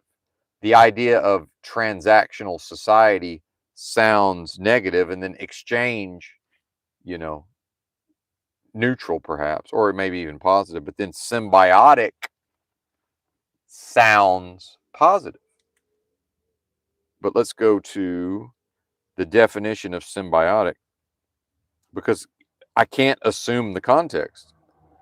And the person perhaps, and perhaps they would say, well, no, I just wasn't able to respond. And well, I don't believe that, but maybe I'm wrong. I can be wrong, but symbiotic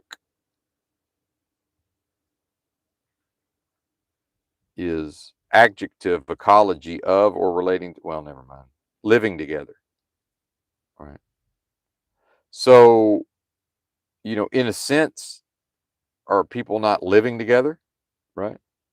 Because within the context of society, so that's already happening.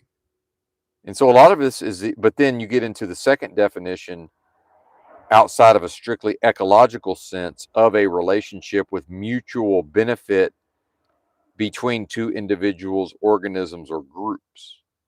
And then synonym mutualistic, which means mutual in biology, mutually beneficial. So I would say right now I could probably, you know, there are probably contexts where I could make a case that, well, symbiosis achieved, right? So is that the reason why, again, this is this notion of Benton asserts, and then other people rhetorically respond, but then will not allow themselves to be pinned down and will not attach themselves to an assertion. See?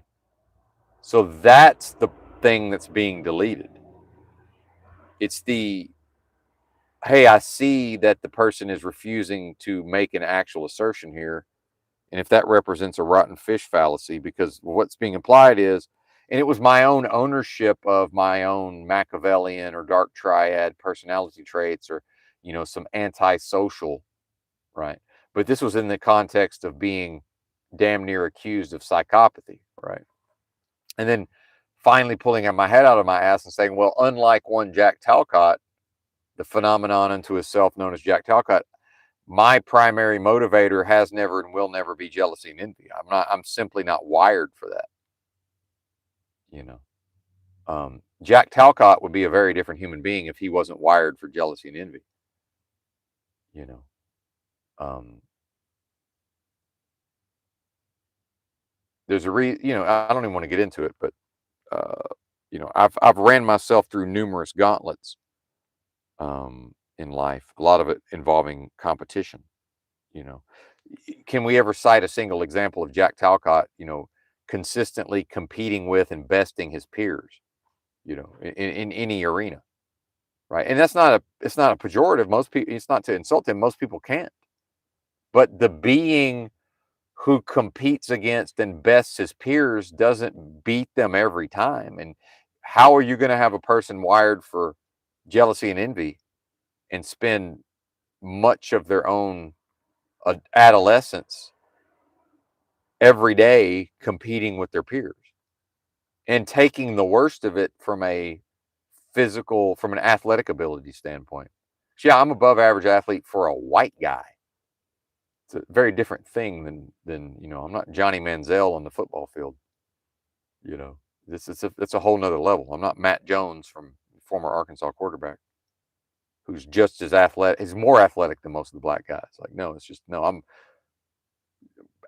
slightly above average by white guy standards. Yeah. So let's be clear. I use my mind to outplay people, right? And that's simply not going to happen through somebody whose primary motivation is jealousy and envy. Will not go and do basketball drills every single day for an extended period of time without somebody making them, right? It just simply doesn't happen. And you know it's important to, because the realm will gaslight us if we're dumb enough to internalize a spiritual attack. Then whose problem is that, right? But yeah, I certainly have some antisocial personality traits. So what? Society has antisocial personality traits at this point. And then back to the notion of transaction. So this is, again, it's a bet and a raise. So when I criticize at the level of the transactional nature of society, and then the person is, you know, in the live chat, talked about, from their perspective, it was that I was seeking to extract resources from them. Well, in fact, I would say energetically, it's the demons that most likely inhabit that person seeking to vampirically extract energy from Benton. via spiritual attack, whether that being knows it or not. See? Now, if they perceive that I was attempting to get money out of them, maybe I was. I don't know. That's how manipulative I am. It just comes naturally. Who knows? Um, don't know. I have some specific memories that certainly could have hinted into that direction. Although the memory is involved in me communicating in a way to not hide the fact that I might be seeking to extract resources. And that person would have been free to say, well, you know what? Actually, I've changed my mind and you're never getting a dime out of me from here henceforth. And I would have been like, all right, that's fine. Whatever. Who cares? And then that could be viewed as a manipulation. The problem with manipulation is, to a highly manipulative person such as myself, you can't really tell what's a I can't even tell sometimes what's a manipulation and what's not.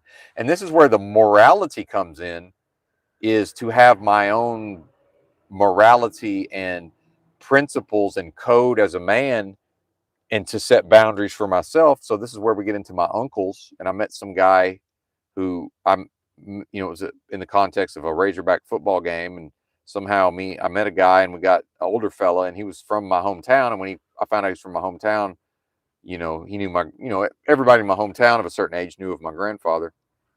And he worked with one of my uncles, this guy did, the famous twins, Bobby and Bodie, the famous twins. They both passed on now, but that was the gigantic, scary people who used to just rape and pillage and run roughshod over the fucking countryside, like literally.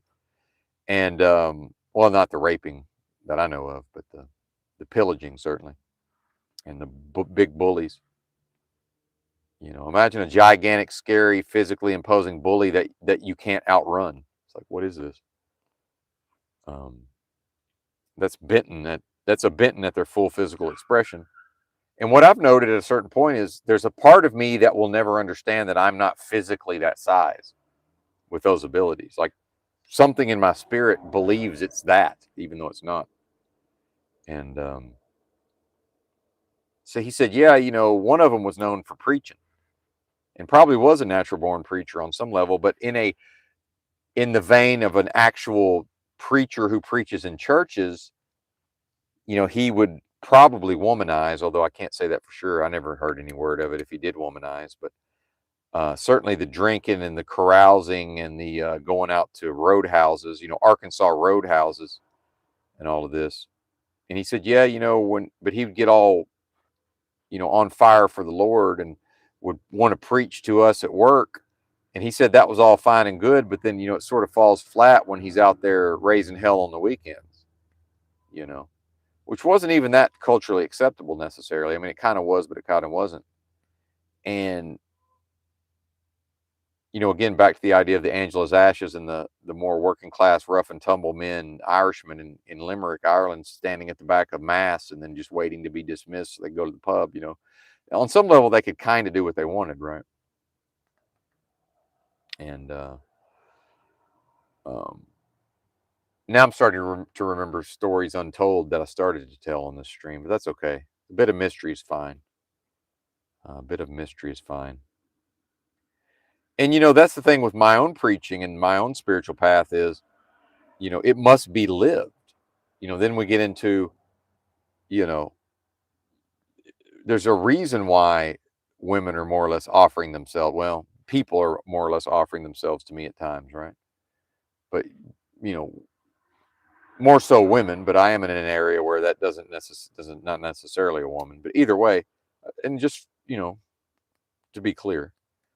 And then, so it is a overcoming or a transcendence of the flesh. And isn't that a big part of the point of Christ, is to be risen to a level within oneself, in a rising tide raises all boats sense of the resurrection of the risen Christ within me, such that, there's not going to be an indulging of this. And then to go into a Whole Foods with these, feminist lefty white women, Karens and all of this, although they're not really Karens, but, a very specific self-selecting group. Because remember, yeah, when I go into Target, maybe if I go back to the same clerk, the same Hispanic clerk enough times, there's kind of a rapport and an innocent flirting develops, right?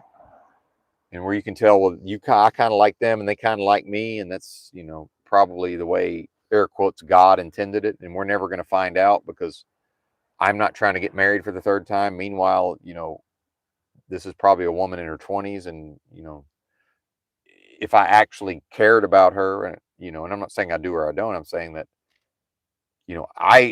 I wouldn't do that to somebody at this point. And I certainly have no interest. Sorry, but I have absolutely no interest in a postmenopausal woman. And it just look, I can't. It's just what it is. My father, for some reason, has always dated his own age, and I always dated my own age. And now that my age is postmenopausal, I've retired. So I don't know. Take it for just what it is. That's what it is. But I'm retired from dating and relationships. But now, with every time something happens in the culture, like this Charlie Kirk, and now Trump, so you had the left, and this is where the left and the right work together to victimize the people. Is you've had so much rhetoric from the left and Democrats around Trump as a dictator. Well, it's actually, and this is what I mean strategically, it's actually freed him up to just now behave like a dictator and just start making these pronouncements that people are either going to go along with or they're not, right? All this crazy shit I'm seeing in Drudge Report. Now, it's either going to come to pass or it's not. But as we see, when the government nowadays, when the government announces that they are going to do a thing, well, even if they don't do the thing, most people believe that it happened nowadays. But I'm the one who's paying attention and remembering that, well, wait a minute, they announced they were going to do a thing. Like they've announced 2 different times now that they're going to ban menthol cigarettes, for example, but they haven't banned menthol cigarettes. And we know this because we go into the store and there's menthol cigarettes. But a lot of things that are more ethereal, people just believe that it happened when it didn't. But now that it's like, oh, well, he really is what we called him. So now when they see an actual man in there who doesn't give a fuck what his hair looks like, who doesn't give a fuck that there's dirt beneath his fingernails, who doesn't give a fuck that he doesn't clean his, my shoes were brand new not that long ago. Unlike somebody from here, I don't clean my shoes, after I wear them, right? Who gives a fuck? I'm wearing the same pair of pants 5 days in a row or longer. Well, then, just being a man who is unabashedly, unashamedly a man, well, now they're making a beeline for me, right? And it's like, yo, I'm just thinking, like, number one, no, and not y'all for certainly, but number two, it's like, I don't want to get married for the third time. Like, come on, it's my own morality, it's my own code. See, and yeah, I was practicing drunkenness, but what I wasn't doing. Yeah, maybe I was a little bit on here, but not much. What I wasn't doing is, preaching on Jesus to people who then saw me fucking passed out drunk somewhere. Right. That wasn't happening. Um, and I don't know that my uncles were drinkers, but I don't think they were. We don't really have many drinkers in the family. I apparently was a rare exception, and am able to drink. But my thing is always been I can have 1 or 2 and stop. And my thing's always been if I have like 5 drinks, I might just keep drinking. Like at that point, nothing can stop me, including me. But yes, 3 times out of 4, I can have 5 drinks and just say, okay, I'm stopping. And this recent thing, where I had a double deuce of Guinness with food, and then like 2 to 3 hours later, I had another double deuce of Guinness with food. Like that's not. I'm talking about pounding a bottle of wine in 45 minutes. That's what I'm talking about when I say 5 drinks, or having a 6-pack of beer, which is 6 drinks, but like on an empty stomach, just one after the other, right? And if I do that, yeah, 3 times out of 4, I can stop there, and then 1 out of 4, we're just gonna drink until we're done, and whatever damage is done is whatever damage is done, and that ain't cool. I'm not down with that. So anyway, and certainly the body can't stand up to it. But I do need to check the clock here. I see the sun starting to come up. Since I'm on a schedule today with some things I must do. 6:17. Okay. Yeah, we got time. We got a few minutes. Check in with the chat here.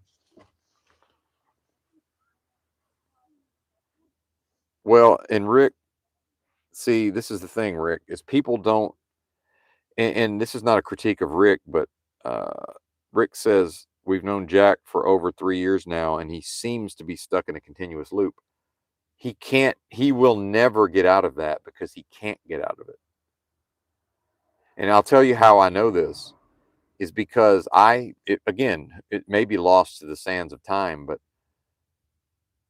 I observed Jack Talcott on the old In a Yurt with Books channel.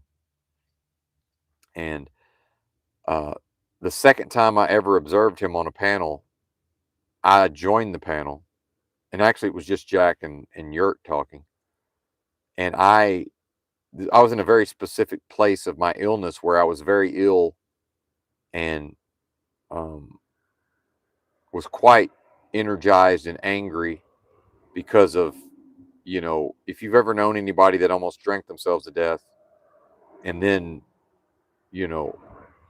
went through 3 weeks of nightmare withdrawals, stayed in bed just long enough to be physically able to go back to truck driving. And there I was, sick enough to be in a hospital.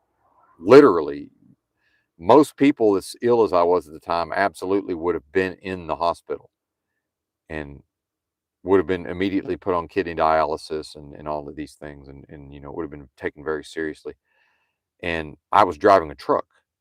And so I was already in quite a specific state. And so I joined the panel and I had already assessed Jack Talcott's psychology because it's very similar to my own classical narcissist father. And what I realized about my father is he developed these very sophisticated ways when he's called to the carpet or it seems like he's wrong about something.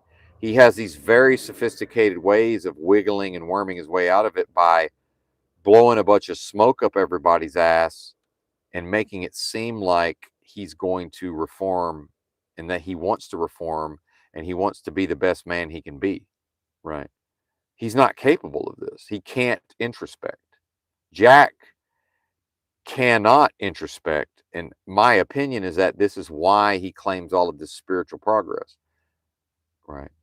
And he does it through, it's right there in his own slogan, live without fear. Well, the most delusional person possible, that's only limited by reality. So the more delusional a person can become, that is how he's not experiencing fear. So if he goes to, I heard he went to Washington, D.C. or whatever. I don't know what happened. I'm out of the loop. But he's able to do all of these things without fear because of the delusion, right? And my father also quite delusional. But I recognized especially these narcissistic patterns. I'm very good with pattern recognition, very good with it, extremely good with pattern recognition in certain ways, not across the board. In poker, I should be better at it, but I'm not. But in especially interpersonally, I'm very good with the pattern recognition. And so I pretty quickly saw Jack for what he is that somebody he will use people and he will manipulate them based on they want him to do better. They want him to grow and change and evolve. And he is not able to do that. He'll never be able to do that because he can't do that and also know who he is. Because people that behave like Jack Talcott, people that behave like my father, they have a specific reason they behave that way. It's because if people are not engaging with their personality and giving them attention, they secretly fear that they do not in fact exist. And I'm not exaggerating. So Jack Talcott and my father must have constant interaction with people, but then they're very sensitive and they're easily hurt. And this is where you see the lashing out. And of course, I've done my own lashing out. It's mine's very different. But I know when I'm lashing out, number one. Number two, from a very early age, exhibited a great ability for introspection, which makes it impossible to ever be things I'm at times accused of. I can't ever be a classical narcissist because I have too high of a level of introspection. It precludes me from actually ever developing any personality disorder while freeing me up to benefit from some of the personality traits. Because it is, unfortunately, in certain circumstances, antisocial personality traits are beneficial. They don't have to manifest. Hostility is beneficial. The fact that I'll look somebody in their eyes and just say, "Yeah, man, that just happened. What are you going to do about it?" That's antisocial behavior. It's not inherently bad to just do some shit that's not harmful and just say, "Hey, man, yeah, I just did that. What are you going to do about it?" And just laugh at them, knowing because they're not going to do anything. Now, if I do that because I'm person A seeking to gratify myself using person B, when person A gratifies themselves, when person A gratifies them, when person A uses person B to person A's own gratification, my apologies, that's harmful. So in the past, that was harmful when I was gratifying myself using another person. As long as I'm not doing that for my own gratification, then it's completely fine. You see what I'm saying? But then it's still the same mechanism. It's still the antisocial mechanism. It's now we get into the morality of the individual and the ability or inability of the individual to do harm. Because remember, a lot of what I get accused of at times involves people who at some point will utilize physical violence. Not only won't I never have as an adult. Now, I will add the caveat of, I won't even say there is a caveat, and I'm not even going to say it, but at this point, there's no group of people that are in any danger of me physically doing anything to them whatsoever, right? But I don't know what Jack Talcott did that his family won't talk to him. I have no fucking idea. It's none of my business. But so when I joined the stream, I just immediately began calling Jack to the carpet, and I read his website. So when he comes on there and it says livewithoutfear.com as his user text, well, I'm like, okay, well, let's go see what it says on livewithoutfear.com. And back then it said, hey, I'm Jack Talcott, a life coach, and this and that, and this is my biography and my history. I'm from here and blah, blah, blah.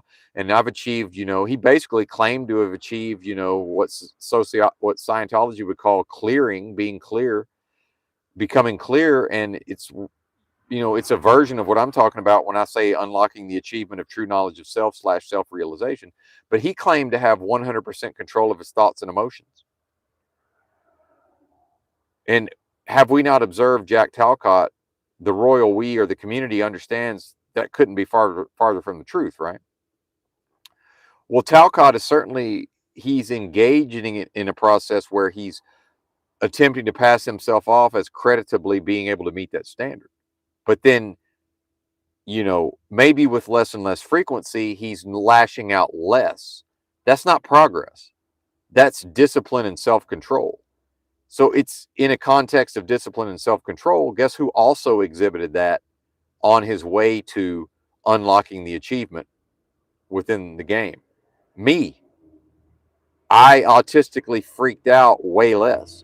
I was triggered on stream way less frequently over time. It got actually by the time I left the Panelverse, I would be watching a stream and I would ask myself, do I want to join this just long enough to yell at this person and put them in their place? And sometimes it was like, no, because, I'm going to do my own stream, or it was like, no, I don't have the energy for it, or no, because I'm going to go to bed in 2 hours and I can't get that worked up. And then sometimes it was like, yeah, it's early enough in the day. I did whatever I need to do. Why not? Right. Whereas earlier in my paneling, it would just be, we've all seen Benton freak out, right? But then fast forward 4 years, and somebody who was giving me the business, and not Jack Talcott, Beck's giving me the business 3 to 4 years ago on my stream. Now I see her on somebody else's stream giving them the business. And that's Jack Talcott. Yeah, he is increasing his ability seemingly to be calm and centered and, not freak out as often, but he's still freaking out some of the time, right? Or am I just wrong? Isn't this the patterns, the looping? Rick, I'm assuming, again, I don't watch him, and I never really did except when he came up on other people's panels, because the first time I typed one comment into his live chat, they timed me out or muted me, and I was like, all right, or maybe banned me, whatever it was. But it was like, okay, I'm not coming back here. And I would pop in every once in a while just to sort of see what was going on for my own purposes. But so I actually called him to the carpet to his face on panel based on what I read on his own website. And man, his face changed when he saw that I was quoting his website. I was reading from his website. And he immediately started distancing himself from his own. Oh, well, he's tried to describe like why that website was there in the first place. And he had bought, he'd apparently paid several $1,000s for some consultant firm. And I'd even looked into that because I heard him mention that. And I even like traced down the origins of this website that had taken his money to make his website, and that they were, some version of these like, spiritual fucking seeker type of con artists, right? And I have this all on a computer somewhere, but I may or may not have access to it. I had to leave it with somebody because it didn't physically fit in my automobile, but it may not be retrievable. But he immediately started distancing himself from his own website, and I called him on it in the moment. I'm like, he's distancing himself from his own website. So this is not the type of person who's capable of introspecting, because if he can't, there has to be the man in the mirror moment. So I had my own versions of this in my early life. It wasn't that, but it was this thing where eventually through meditation and introspection, I had no choice but to look myself in the mirror and say, wow, not only was I not a good person, which I assumed I was, in fact, I had become, at the level of my own performance, an objectively bad person. And in that moment, I knew I had the power to become or create an objectively good person. But the point I'm making is, without the ability to accept within myself that I was in error, there's nothing to work with. Well, Jack can't accept the possibility within himself that he's in error because he won't know who he is. See, it comes down to his core inner child. And a classical narcissist is a babe. They're an emotional baby inside. Like they've never developed beyond that infant stage, and they can't. So all they have left is society forces them. And see, this ties into the comments around extraction, manipulation. See, society makes it impossible to have symbiotic relationships, Yurt, if you're listening. The manipulation that's built into society, the fact that society, the parents, in order for the parent to fit into society, and remember, this was done to the parents were sacrificed to Moloch. The parents were manipulated from day one when they were minor children. Yurt was manipulated from day one when he was a minor child. Now, is Yurt manipulating his children? Don't know, don't care, none of my business. It doesn't matter. The system is manipulating them. Oh, well, the Yurt is the type of parents that he's raising them on a homestead, and he's limiting the degree to which society manipulates his children. Yeah, that's fine. Society is still manipulating your children, sir. And until individuals bootstrap within themselves and create a community where the adults are representative of where two or more are gathered in my name, or maybe it's three or more. I think the biblical concept of a witness says you probably need a minimum of 2 witnesses, actually. So it probably is where 3 or more are gathered in my name, if people have said that's a Mandela. And praise Almighty God, in the mighty name of Christ Jesus. Jesus Christ is Lord. I have been delivered from wicked spirits, unclean spirits, and demonic spirits in the name of the Lord Christ Jesus. And please bear with me. I felt compelled to witness there and to testify real quick, just in case anybody was listening. And maybe they were. So when we talk about when I own my own manipulative tendencies, and then that is weaponized against me, well, the quickening spirit just vibrates quicker, and that weapon can't. See, I have to choose to vibrate at a level to internalize the spiritual attack. See? In some way, Jack Talcott is his own spiritual attacker because he can't figure all this out inside of himself, because he can't direct his gaze inwardly. he can't do it, and nobody can make him. So all of these people interacting with Jack Talcott over a period of years, the plausible deniability is, well, Jack could do better. No, he can't. This is the best he can do, sadly. And who suffers the most for that? Well, other than maybe his child and his estranged wife and child, he suffers the most. He suffers the most. And that's my basis of compassion towards Jack Talcott and my father. And people who have made children and are now going to watch those children grow up under manipulation. And that's just how it is. And nobody can change that, because individuals will not do better within themselves. And Yurt can do better within himself till the cows come home. He's still raising his children in a society that has and will continue to manipulate them every day of their lives. Every moment of their lives, society will be giving them a never this Moloch's machine. Moloch's machine. And see, I defeated my own stuttering by watching my father be defeated by his stuttering. Because when I saw that my father was a stutterer and he was undone, at least to some small extent at times, by his stuttering, well, I recognized, okay, well, now I know how not to be undone by stuttering. It's just, yeah, it's normal. I stutter. Who cares? It's never been a problem for me, not at one time in my life, because I immediately accepted it. The stuttering is only a problem when the person resists it, and my father doesn't know to fully accept it for what it is. But I had the advantage of watching him stutter, so I know, well, the apple doesn't fall far from the tree. So when I go beep beep beep beep, that's all, folks. So what? Who cares? I don't care. Think I give a fuck if I stutter? Why would I? So Talcott, see, he can't introspect. My father can't introspect, but he can continue to find narcissistic supply. And my father's done it through a series of women, right? But then, see, he wasn't able to, he needed to extricate. This is how evil this gets, folks, interpersonally. And I promise you, there's versions of this going on at Jack Talcott's channel. There has to be. And probably versions of this going on with him and Paul Enslaved. Well, anyway, that witch,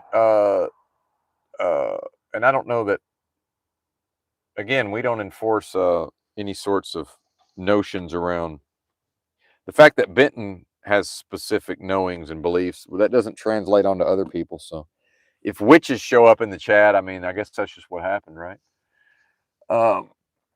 But she says, I was hoping Jack was a paid actor. Well, he could be. I mean, that none of this precludes Jack from being a paid actor, you know. Now, I would say, in what context were you hoping?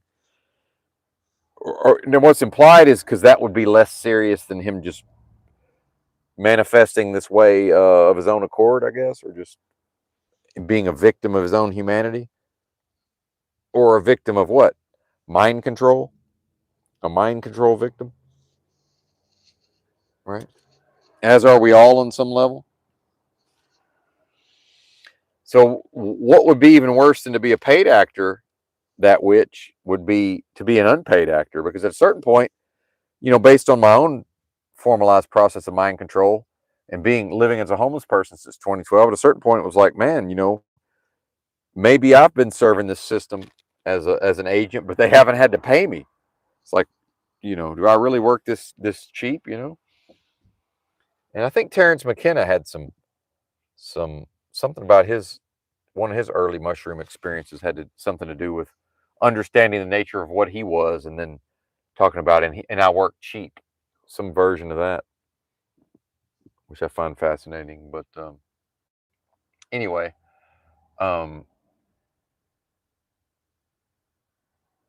so you know, how much damage are people able to do to each other? And this is where I'll challenge Yurt is, what's the good in a middle America sense, Yurt? What's the good of dressing up all of this demonic, spiritual, attacking?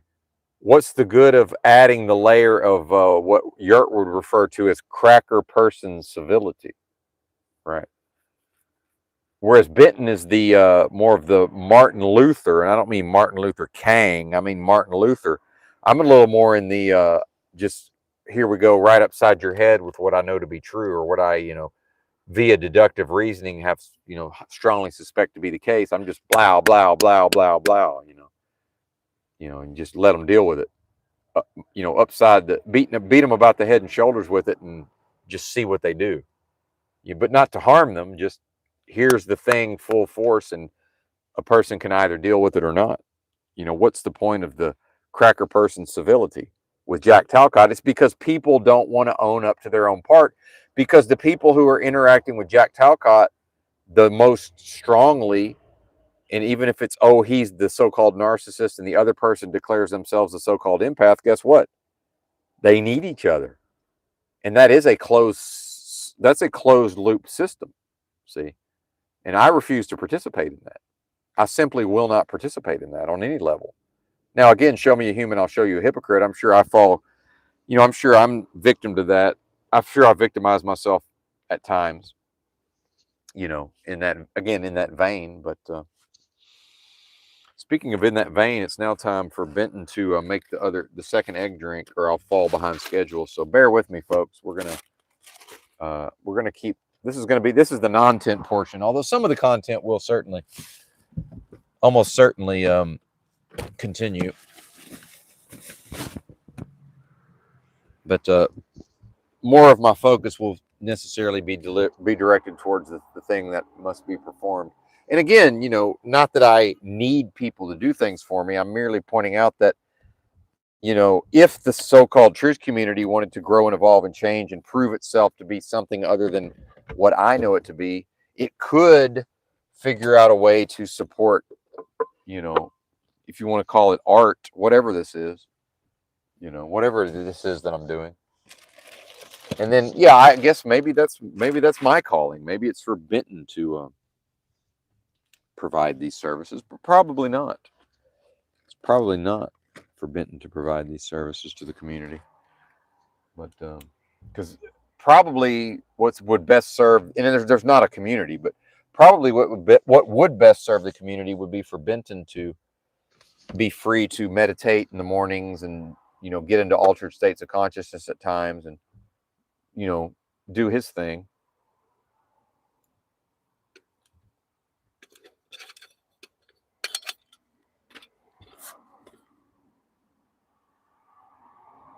Be right back.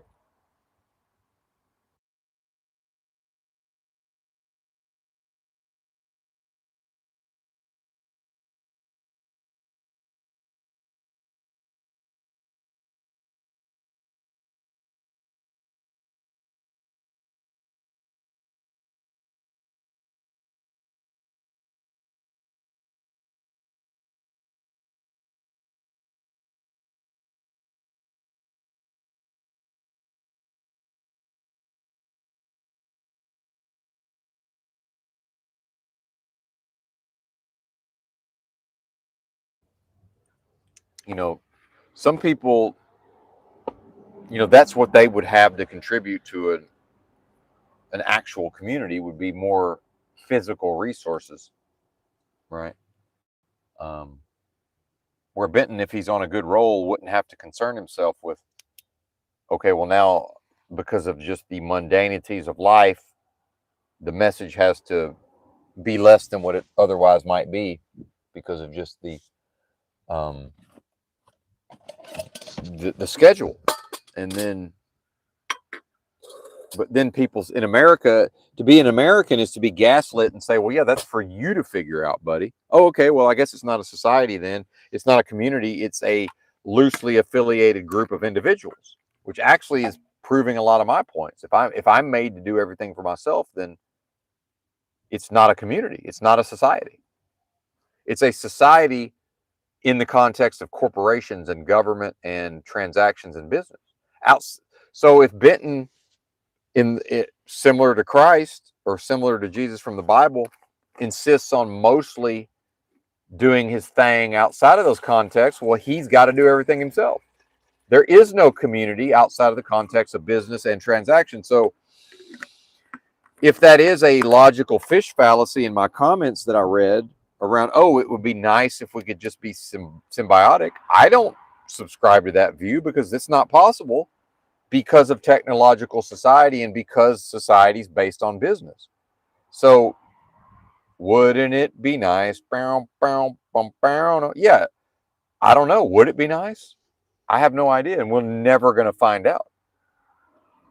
Because whatever was meant by symbiosis in that context, and I've already proven that, it may not have been but even taken at its best possible, intention of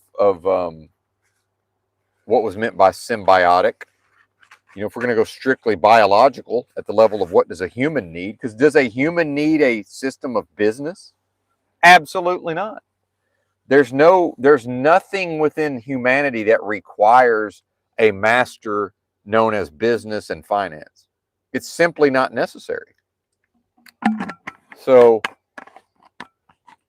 what is even being discussed at those levels of symbiosis, so called, right? And the fact is, I answered my own question because I said, in what context do you mean? Really, what I'm doing is I'm pointing out that the person who used the term symbiotic in my comments, and I've now deleted them, but I screenshotted them first. And then I responded and said, in what context do you mean? Well, really, if I had thought about it longer, I just answered my own question. Well, it's only ever within the context of business transactions. So because the being you're listening to is as much as possible operating outside of the context of business and finance and corporate, there's nobody's going to do anything outside of that context.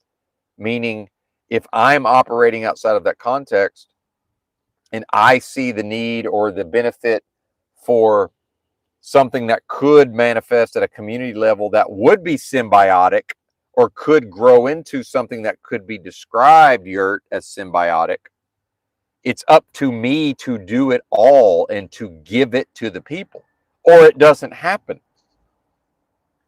And again, this realm setting itself up as the antithesis, because that is some description of what people believe God to be.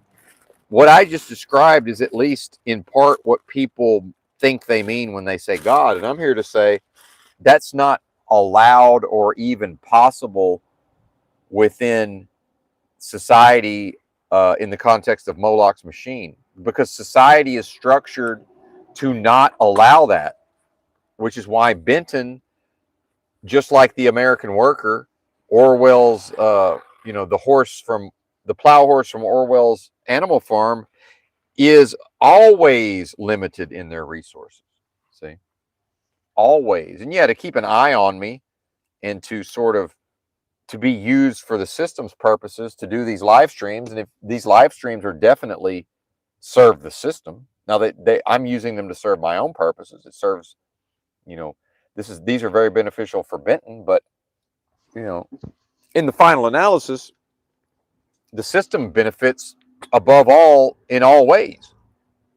So there won't be and can't be a physical, mutually beneficial symbiotic truth community unless the truth community performs that in the context of serving Moloch's machine to a greater extent than the community serves itself. And I'm here to say that's probably not possible. Probably not possible. So if I choose to go see what's going on with a channel like Modern Men Leaving Again, which I don't have any beef with, but what's being discussed over there, or at least hinted at and implied at the level of community and all this, I believe I just used, I won't call it logic and reason strictly, but I seem to have put some words together to damn near prove that it's not possible. And so that is the loop.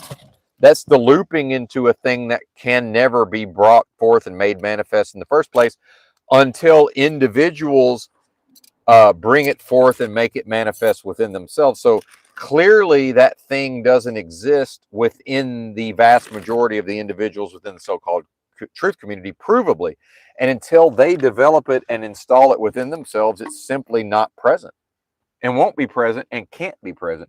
So I'm actually martyring myself in a way based on, lamenting the lack of a thing that the people in the so-called truth community lack the capability of, while we see Jack Talcott in never-ending loops based on his own lack of ability to introspect. And by the way, that last 5 minutes is fucking genius. I don't care who you are. What I just broke down, you're not, number one, not going to hear it anywhere else. People will say, oh, we've heard all that before. You've heard bits and pieces of some of that here and there. You've never heard that put together. And that was bloody motherfucking brilliant. And I will never, Benton will never, this realm can't acknowledge that brilliance. This realm, because of how it operates, is precluded from recognizing that brilliance. So I will shoot my own horn. Bloody brilliant, and most of you ain't got the stones to recognize it. And you damn sure ain't got the stones to spread the word. You know why? Because most of you's chicken shit. And I got to call it like I see it. Most of you, not all of you, most of you's chicken shit. And that ain't respectable, and I don't respect it.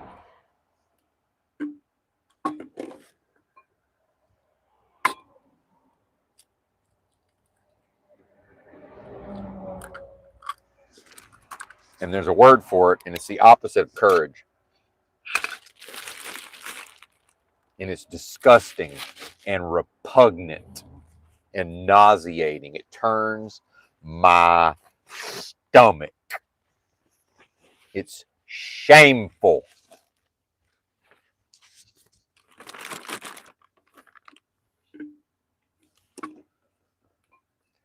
That's right, that which is. Most people have less of an attention span of a goldfish. Meanwhile, my problem is too much focus. See, it's the opposite problem.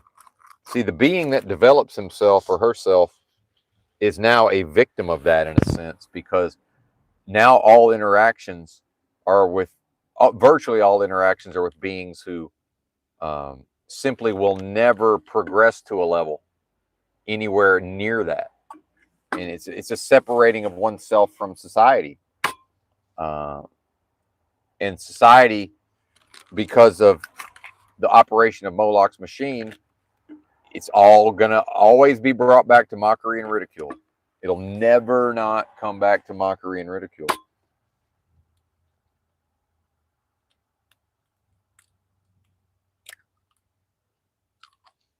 But see, I don't give them a jet. Here's the problem with attention span of a goldfish. Yeah, that was probably me until I chose to develop focus and concentration. See, I have a big problem also with the get out of jail free card. It's like, oh well, that just look at them. They can't focus, they can't concentrate. Well, when they want to, they can. When they're playing their video games, or when they're making their AI art, or see, it's funny. We say they have the attention span of a goldfish, but really it's that outside of their own interests, they have the attention span of a goldfish. When it's what they're interested in, they have unlimited focus and concentration. When it's something that entertains them at the level of what? Almost entrainment. There's a reason why entertainment and entrainment are so close as words, right? So almost at the level of mass hypnosis or a trance-like state on behalf of the populace, see? But when it's the trance of the video game, well, now they're able to be effective in the context of the video game. When it's their real life and certain metrics have to be met so that they get to, at the end of the day, sit in front of their video game, well, all of that is achievable. And whatever level of focus and concentration is required to get through the day, well, that's there. So I would actually go ahead and disagree with you. I would say when it comes to people sort of being made and expected in the moment to be able to focus and concentrate, I agree. But when it comes to what's in it for them, now all of a sudden they're able to concentrate, even if it's just barely enough to not get fired from their jobs or whatever. And then the dumbing down of society certainly necessitates, well, at a certain level, society they have to dumb down the jobs. You can't have a dumbed down society and the majority of them are doing like highly skilled technical work. And wasn't that the promise of the future? That there was going to be, we'll get rid of the manufacturing and it's going to be service sector and it's going to be computers and it's going to be all this, but that you can't, the system knew that it was going to continue to dumb down the populace. So the system knew it was telling lies. And that's what it does, games of lies, right? So that's why you now see the corporate structure, because of the businesses, because of business and finance, it can't pay a living wage because the market dictates what will be paid. And the corporate, the more corporations have consolidated power and influence at the top and have further merged with the government and the banking system,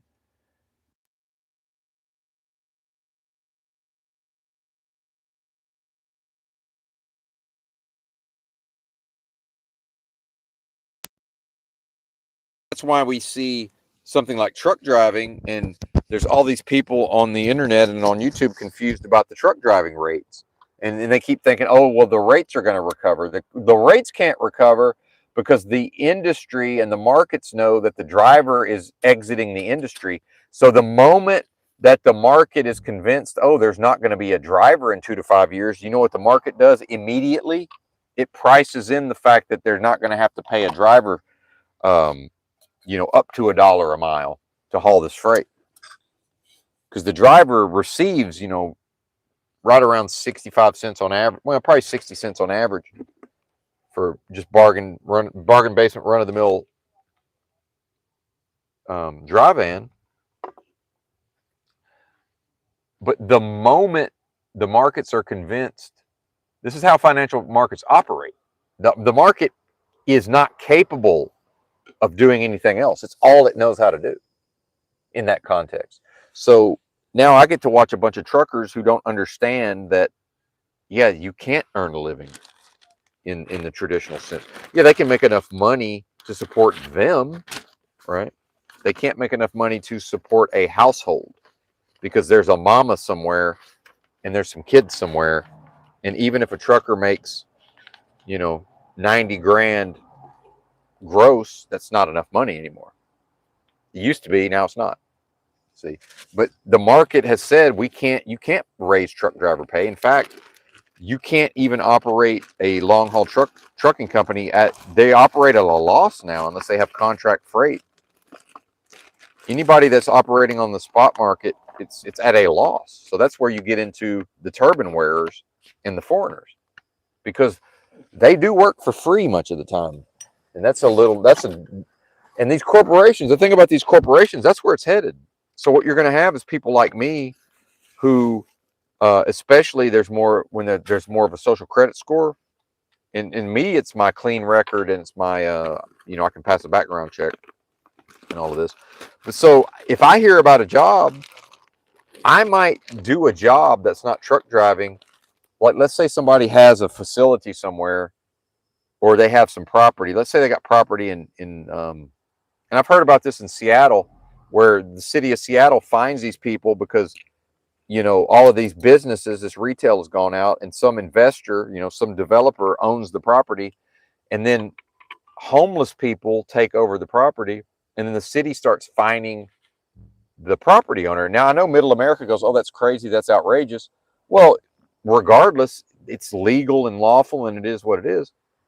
And so what happens is the developer wasn't willing to pay $1,500 a month for 24-hour, $1,500 to $3,000 a month for security guards, right? Because you can put a fence up all you want, that's not going to stop the homeless if it's if it's just an empty lot. So what's going to start happening is people like me are going to say, if the developer realizes, oh, there are trustworthy people, I'll just go live on site and I will provide security. Now, whether that's, for free or he pays me less, whatever that is, or if it's merely, hey, I'll be there and they'll make a fucking mess every day and then I'll run them off and clean the mess up, and then I'll go live my life and, I'll go do my shopping and whatever I got to do to pay the bills. which may be online, and then I'll just run them off every day.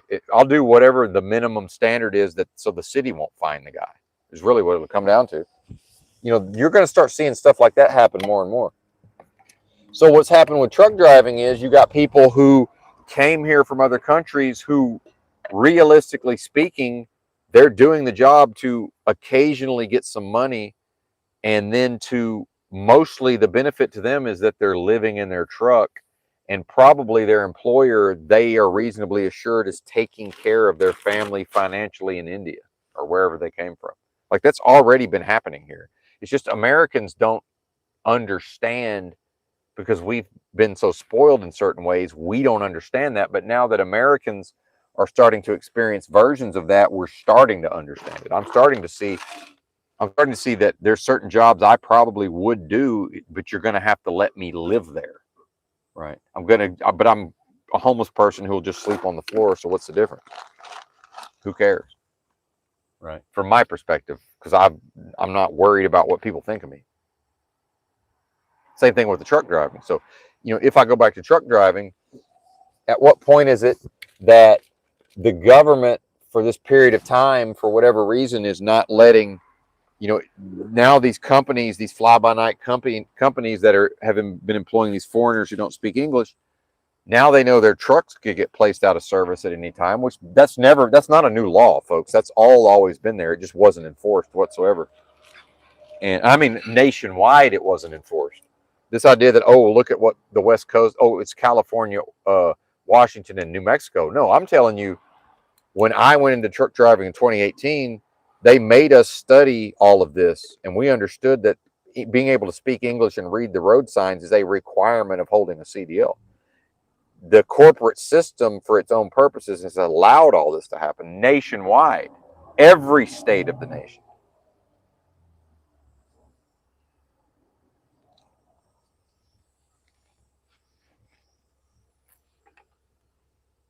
So now at this point, the only companies that I might be able to work for might be a company who used to employ those kind of drivers, and now they're too scared to, and now they're going to hire me, except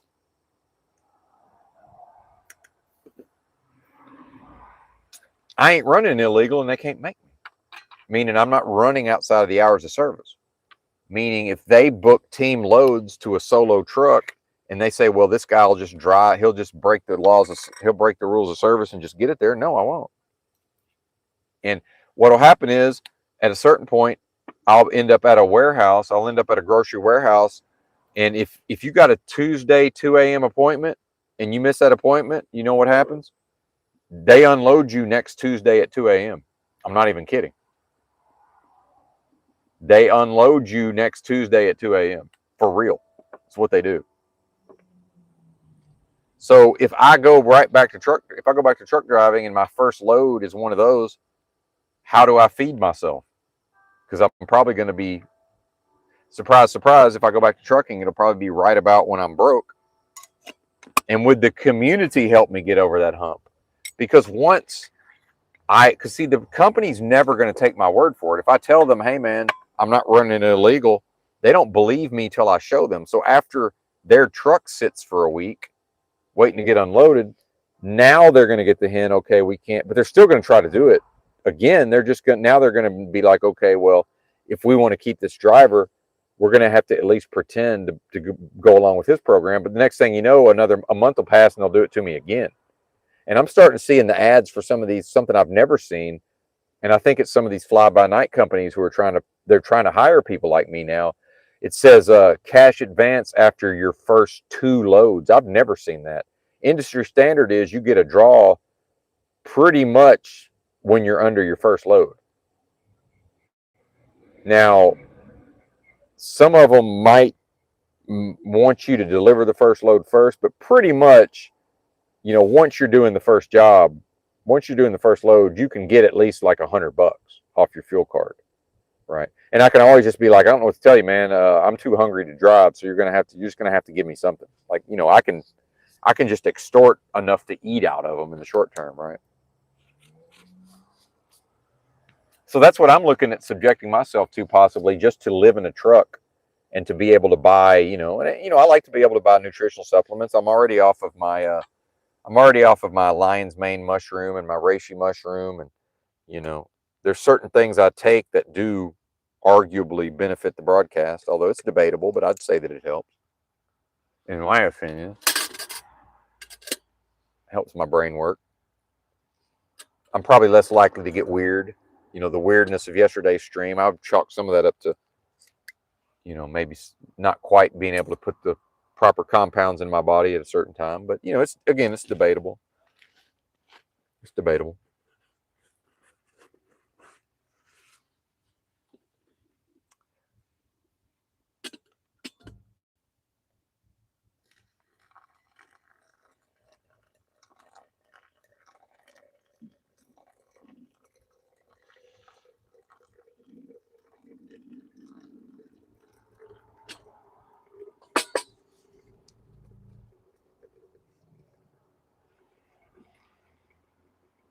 Mm.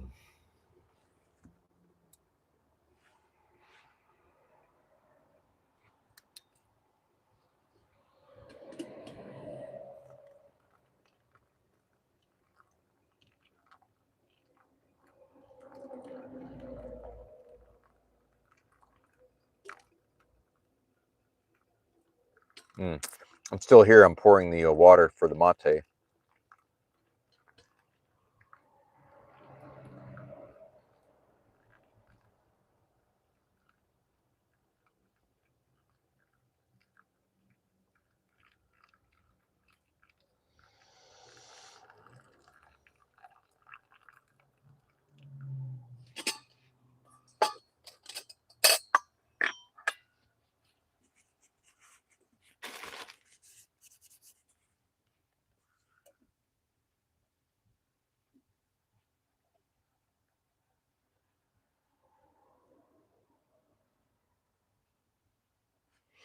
And this is the bootstrapping.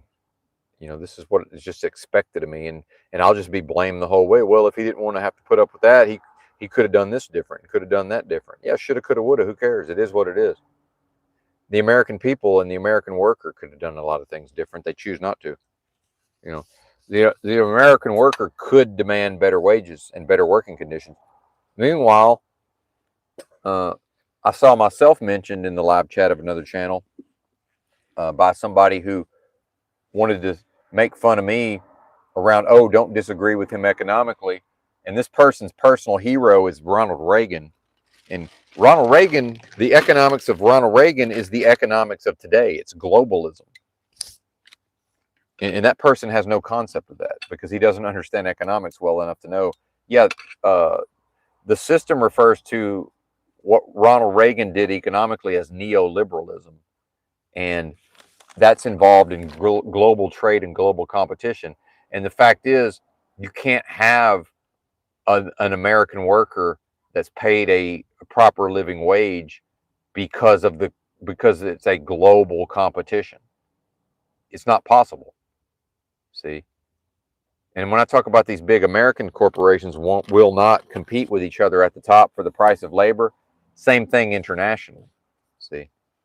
Now what they will do is bring in cheap labor to America so that the industry in America, like truck driving, the industry benefits. See? And who benefits more than anybody are the big boys. The big money benefits most of all because the big companies don't employ any of these drivers. It's the fly by night. The big boys don't employ any of these dangerous, non-English speaking drivers.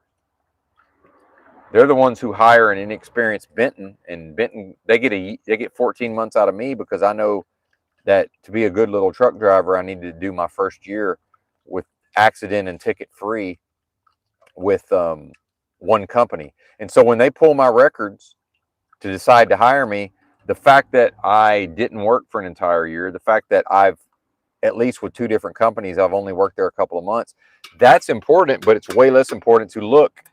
He did 14 months with Snyder, a safety company. They didn't fire him. Number one, he survived 14 months at a company that has very strict safety standards compared to other companies, and you know, he didn't quit, and he didn't get any tickets, and he didn't wreck. Because depending on the circumstances of the ticket or the wreck, they don't just fire the driver, right? Snyder, a safety company, they have mechanisms in place where if they believe the driver can be rehabilitated or retrained, they rehabilitate and retrain them. So meanwhile, I went through I proved to the industry my capability, and that's my value. See, but I don't control the part where my wages can't increase really, and my working conditions continue to become worse and worse and worse. And that's because the corporations and the government and the financial institutions, and in conjunction with other nations, they all conspire and collude to import these drivers. And it's not an accident, and it's not the Democrats did it. Republicans and Democrats do it because they work for the same people. Because all politicians work for banks and corporations. And there's not a conservative in government anywhere, not one. There's conservative rhetoric and speech. When you look at the actions, there are no conservative actions, not from the perspective of the working class. Meanwhile, let's not forget, the entire Deep South had nothing but Democrat governors from the late 1800s all the way through the 1968 presidential election. That's when it flipped. And then some, I believe it was South Carolina, went 1874 to 1990, and not a single Republican governor. But now those are the reddest of the red states. Does that make sense to anybody? So I grew up in a region of the country that was historically Democrat. Historically. So nobody's ever been able to explain that to me. Can y'all explain it? That must be reconciled. So now I'm watching a bunch of people who think they know something about politics, who, if I asked them, would have had 0% chance of telling me that the entire Deep South was nothing but Democrat governors for over 100 years, almost 100 years. I'm 50, so twice as long as I've been alive, Arkansas had Democrat governors.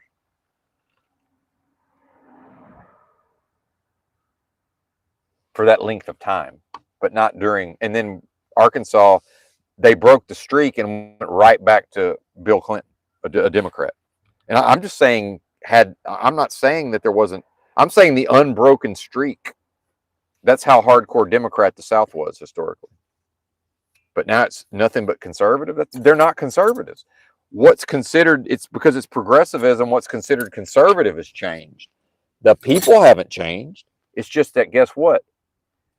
Liberal, so-called, used to be an actual American, or what people thought an American was. And at a certain point, it became a bad word. Right? Because why? Because people let propaganda, they let themselves get propagandized, and they don't reconcile the propaganda with, well, wait a minute, what's the history of what's happened here? You know, how come Bill Clinton was this big so-called liberal president, and he came from what's now considered one of the most hardcore fucking conservative states possible? It's because Bill Clinton wasn't really liberal. He certainly wasn't liberal by today's standards. He was against gay marriage, lest we forget. Does anybody think liberal and anti-gay marriage? Hillary and the super predators? And Bill Clinton lost. He lost to a Republican. Bill Clinton was a one-term Arkansas governor, lost to a Republican, and then he publicly said that he would never, ever lose an election because he was soft on crime. Because see, that's why he lost. He lost because he was portrayed as soft on crime. Meanwhile, what was Hillary on about? Not too much later than that. Super predators. Called young black males super predators. And it's this idea that, well, oh, Democrats, they're soft. No, the system for its own purposes is soft on crime. It's not that Democrats chose to be soft on crime. Kamala, I hate to break it to you, tough on crime, whether you like to acknowledge it or not. And they all have to be tough on crime at various times. And when Bill Clinton became president in 1992, it was the peak of violent crime in this country. And if you ask an American today, hey, it's 2020, and this is not the case, but what if it was the next election came up and it was the absolute peak of violent crime in this country, and there was a Republican president, and then if you just ask somebody, hey man, what do you think is going to happen to crime with a Democrat president? Do you think it's going to go up or go down? People would say, oh, it's going to go up. Well, Bill Clinton became president at the absolute violent crime peak of violent crime in this country, and it went down, and it went down all the way until now, when it's about equal to what it was in 1970. But none of you know that because you don't do your own thinking, and you don't do your own research, and you don't look at charts. And I go look at a chart, and people say, well, that's the government numbers. Yeah, it's official fiction government numbers. That's what we're going by. People are like, oh, Bidenomics, and laughing. I'm like, yo, don't y'all understand that based on the metrics that the system considers important, that the economy's never been better? You can laugh and call it Bidenomics all you want. As far as rich people were concerned, that's the best it's ever been. And meanwhile, the stock market's at all-time highs. But because of, and I won't say Trump, because of what the system has now chosen to do, under Biden, the Fed was able to put rates where it wanted to, at least in the short term. Now what's the Fed having to do now that Trump's in there? And it's not because of Trump. It's because this is what the government is doing. Believe me, it's not Trump doing this. Now what's going on? The Fed is starting to lower rates again because they're not going to have any choice. And what does low rates mean? It means inflation heats up. And people are acting like all of this inflation is unprecedented. You ain't seen nothing yet. 1965 to 1983 is known by the Federal Reserve as a period of time. They call it the Great Inflation. And I saw in some YouTube comments, somebody was calling All in the Family the best sitcom in American history. And I said, yeah, and back when they made that sitcom, it was the highest inflation that America's ever had. It was higher than it's higher than anything you guys are seeing now. What you're seeing now is a drop in the bucket compared to what was going on in the 70s. And then, surprise, surprise, if you look at the economics coming off of the Great Inflation, that happens to be when violent crime peaked out by the early 90s. Do you think that's a coincidence? Could it possibly be a coincidence that a highly inflationary environment led to off-the-charts violent crime that didn't even begin to get under control until 1992? And Arkansas had some of the highest violent crime in the country in the early 90s, my hometown included, right? And then Bill Clinton becomes the president, a Democrat, and it starts to finally go down, and it's basically a straight line down until now. But then the media has y'all convinced that crime has never been this high and inflation has never been this high. Inflation was way worse in the 70s into the 80s. So the entirety of the 70s into the 80s was way worse inflation than now. And violent crime was way worse in the early 90s. So late 80s, early 90s, into the mid 90s, into the early 2000s. But what is the media portrayal? You've never seen inflation like this, and you've never seen crime like this. Well, if you're my age, you have. Now, I was a little kid when they were coming out of the Great Inflation. I was a little kid. But yeah, we've seen it. It's just nobody remembers because they've romanticized that period. And why is that period romanticized? Well, some of it is the Ozzie and Harriet. But when the Ozzie and Harriet started to crumble, when the Leave It to Beaver started to crumble, what did the system start giving people? So when you got into white flight, when you got into urban decay and urban renewal, and by 1960 all social problems fully fomented, well, it wasn't too much longer. So coming out of that inflationary period, Well, what crossed over was the pop culture. It was MTV. It was all of these movies. Have y'all not noticed that all the pop culture that the young people have is all the same pop culture when I was a kid, more or less? Now they got their own stuff, but the strongest pop culture icons, it's all things that started when I was young. And how much of that was the system bringing to bear at a level of mind control? And well, they can't, they've had it rough and tough at the level of violent crime and inflation, but at least we've given them, the Pepsi generation. We've given them Michael J. Fox. We gave them Back to the Future, Batman 1989, Transformers, GI Joe, video games, Nintendo Entertainment System, right? And then of course into the modern, or postmodern or whatever, smartphones and internet and all of this. So it's obvious. It's obvious, but I can't call it common sense because there's no such thing as common sense, because it could be obvious to people and it's not. So I don't know, what am I to do about it? What do you want from me is the question. Why? Because I have the eyes to see it on some level. I see now I've fallen behind schedule. So I'm going to get out of here. Thanks for watching. Feel free to donate. I could use it right about now. Bye.